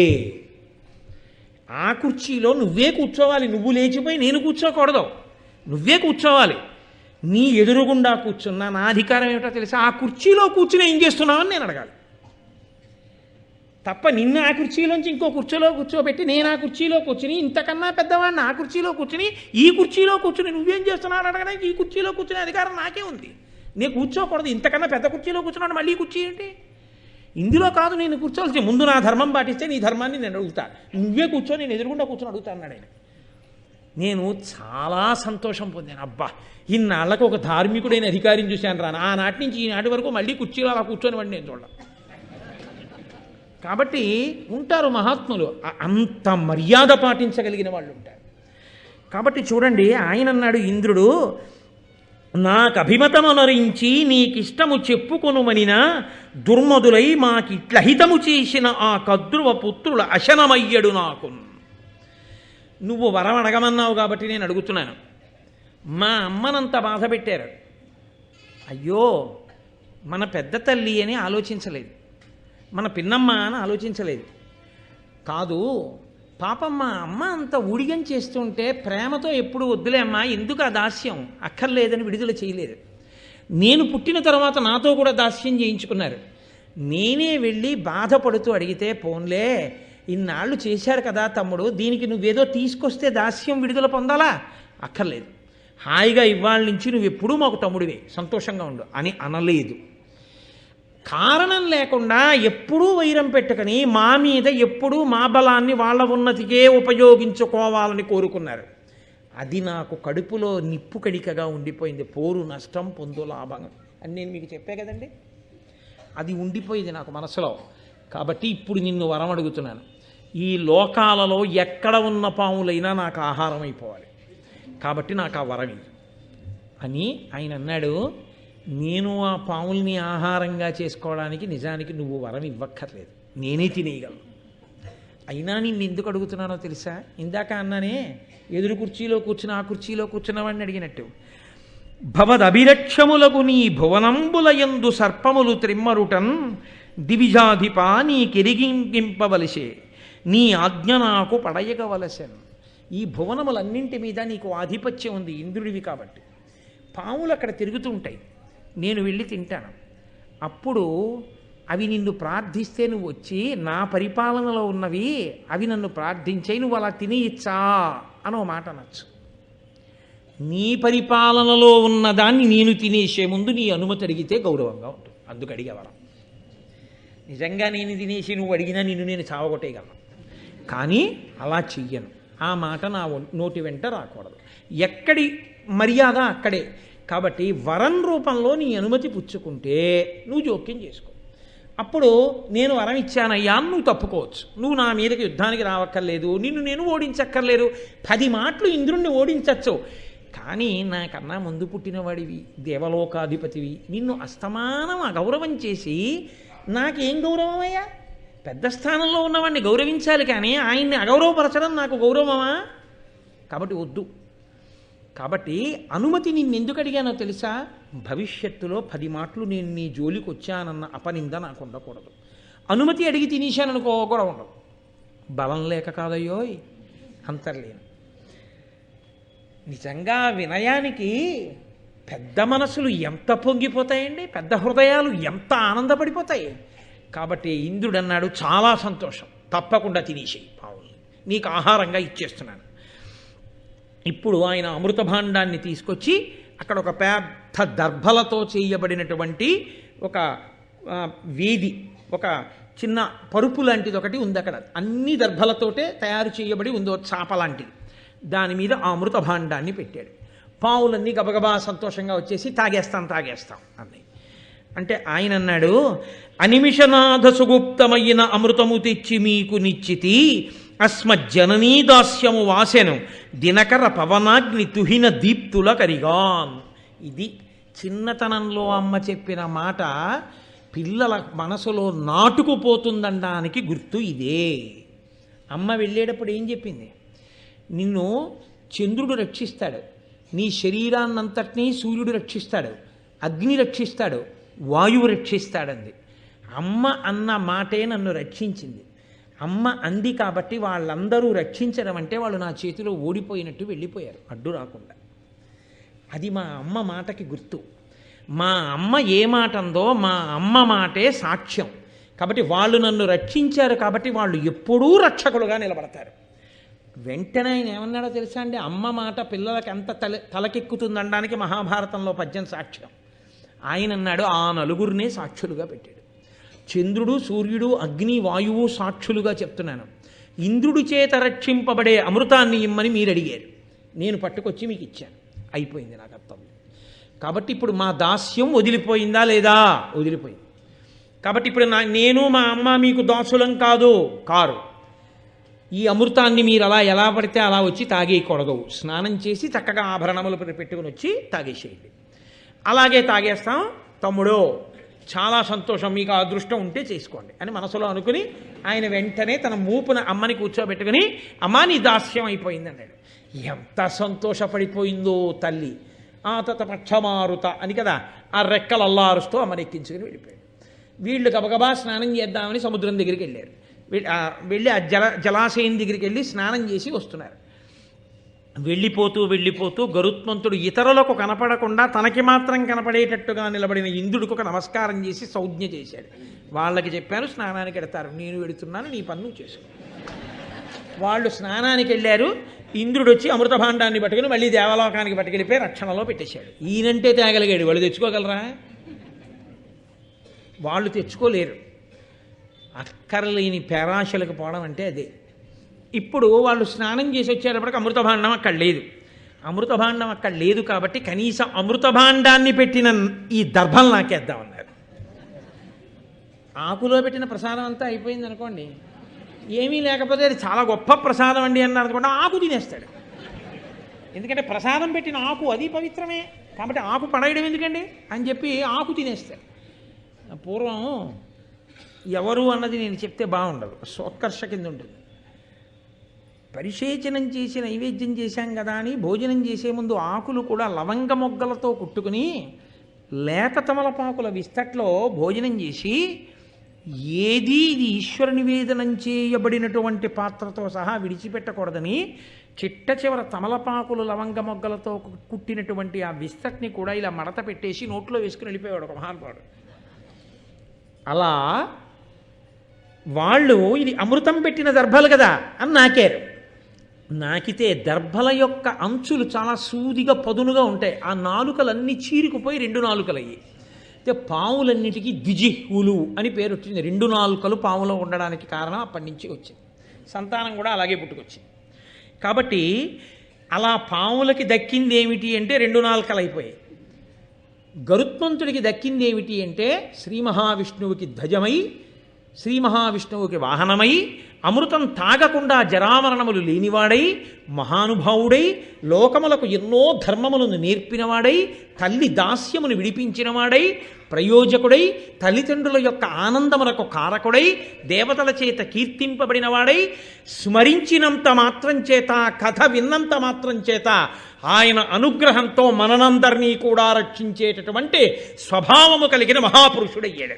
అందుకే ఎక్కడ గరుత్మంతుడి కథ చెప్తారో అక్కడ శ్రీ మహావిష్ణువు దేవతలు కూడా ప్రీతి చెందుతారట. ఇంతటి మహాపురుషుడి గురించి చెప్పుకున్నారు అని. కాబట్టి అటువంటి గరుత్మంతుని యొక్క కథ ఎక్కడ చెప్పబడుతోందో భరతాంతర్గతంగా ఎక్కడ కూర్చుని వింటున్నారో ఈ సౌపర్ణాఖ్యానము భాసురముగా వినిన పుణ్య పరులకు అధిక శ్రీ సంపదులకు దురిత నిరాసంబగు బాయు ఉరగర క్షోభభయముల్.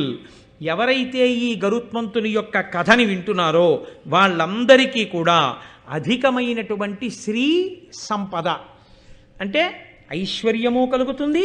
ఐశ్వర్యముతో పాటుగా 10 మందికి పనికొచ్చేటట్టుగా జీవించగలిగినటువంటి స్థితి, ఇతరుల యొక్క కష్టమును తమ యొక్క శక్తి చేత తొలగతోయగలిగినటువంటి మంచి బుద్ధి, ఎవరు వచ్చి నిలబడితే అమ్మయ్య ఈయనున్నాడు చాలని 10 మంది సంతోషిస్తారో అలా ప్రయోజకుడు కాగలిగినటువంటి వ్యవస్థ ఈ సౌపర్ణాఖ్యానమును ఎవరు వింటున్నారో, ఎవరు చదువుతున్నారో అటువంటి వాళ్ళందరికీ కూడా కలుగుతుంది అని మహానుభావుడు ఋషితుల్యుడైనటువంటి నన్నయ్య గారు తన నోటితో అని ఈ కథ విన్న వాళ్ళకి అంతేకాదు, ఈ కథని పరమభక్తితో విని చేతులు జోడించి నమస్కరించినటువంటి వారందరికీ పాపములన్నీ కూడా దగ్ధమైపోతాయి. దగ్ధమై వాళ్ళు అమృతమును తాగిన వారితో సమానమవుతారు. వారికి ఈశ్వర భక్తి కలుగుతుంది అని మనకి ఫలశ్రుతిని చెప్పారు. అంత చక్కటి అమృతాపహరణ ఉపాఖ్యానాన్ని మీ అందరూ కూడా ఆఖ్యానాన్ని విన్నారు. దీని తరువాత రేపటి రోజున ఇవన్నీ ఎందుకు బయలుదేరాయి? జనమేజయ సర్పయాగం గురించి చెప్పవలసి వస్తే ఇన్ని విషయాలు చెప్పవలసిన అవసరం వచ్చింది. ఎందుకు పడ్డాయా పావులు? అసలు పావులు సర్పయాగంలో ఎందుకు పడిపోవలసి వచ్చింది అంటే ఇగో ఈ కథంతా చెప్పుకొస్తున్నాడు సౌతి. కాబట్టి రేపటి రోజున ఒక అత్యద్భుతమైనటువంటి వృత్తాంతం, ఎవరి పేరు తలుచుకుంటే పాము పడగ దింపేస్తుందో అటువంటి మహాపురుషుడి గురించి మాట్లాడతారు. అటువంటి పద్యాలు, అటువంటి వైభవం రేపటి రోజున ఆ ఆఖ్యానాన్ని మనం ప్రవచనం చేసి వినేటటువంటి భాగ్యాన్ని ఈశ్వరుడు మనకు కల్పించుగాక. మంగళాశాసనపరై మదాచార్య పురోగమై సర్వైశ్చ పూర్వైరాచార్యై సత్కృతాయాస్తు మంగళం. మంగళం కోసలేంద్రాయ మహనీయ గుణాత్మనే చక్రవర్తి తనూజాయ సర్వభౌమాయ మంగళం. ఉమాకాంతాయ కాంతాయ కామితార్థప్రదాయినే శ్రీగిరీశాయ దేవాయ మలినాథాయ మంగళం. కరచరణకృతం వా కర్మవాక్కాయజం వా శ్రవణనైనజం వా మానసం వాపరాధం విహితం వా సర్వమేత్తక్షమస్వా శివ శివ కరుణాబ్ధే శ్రీ మహాదేవ శంభో. సర్వం శ్రీ ఉమామహేశ్వర పరబ్రహ్మార్పణమస్తు. స్వస్తి.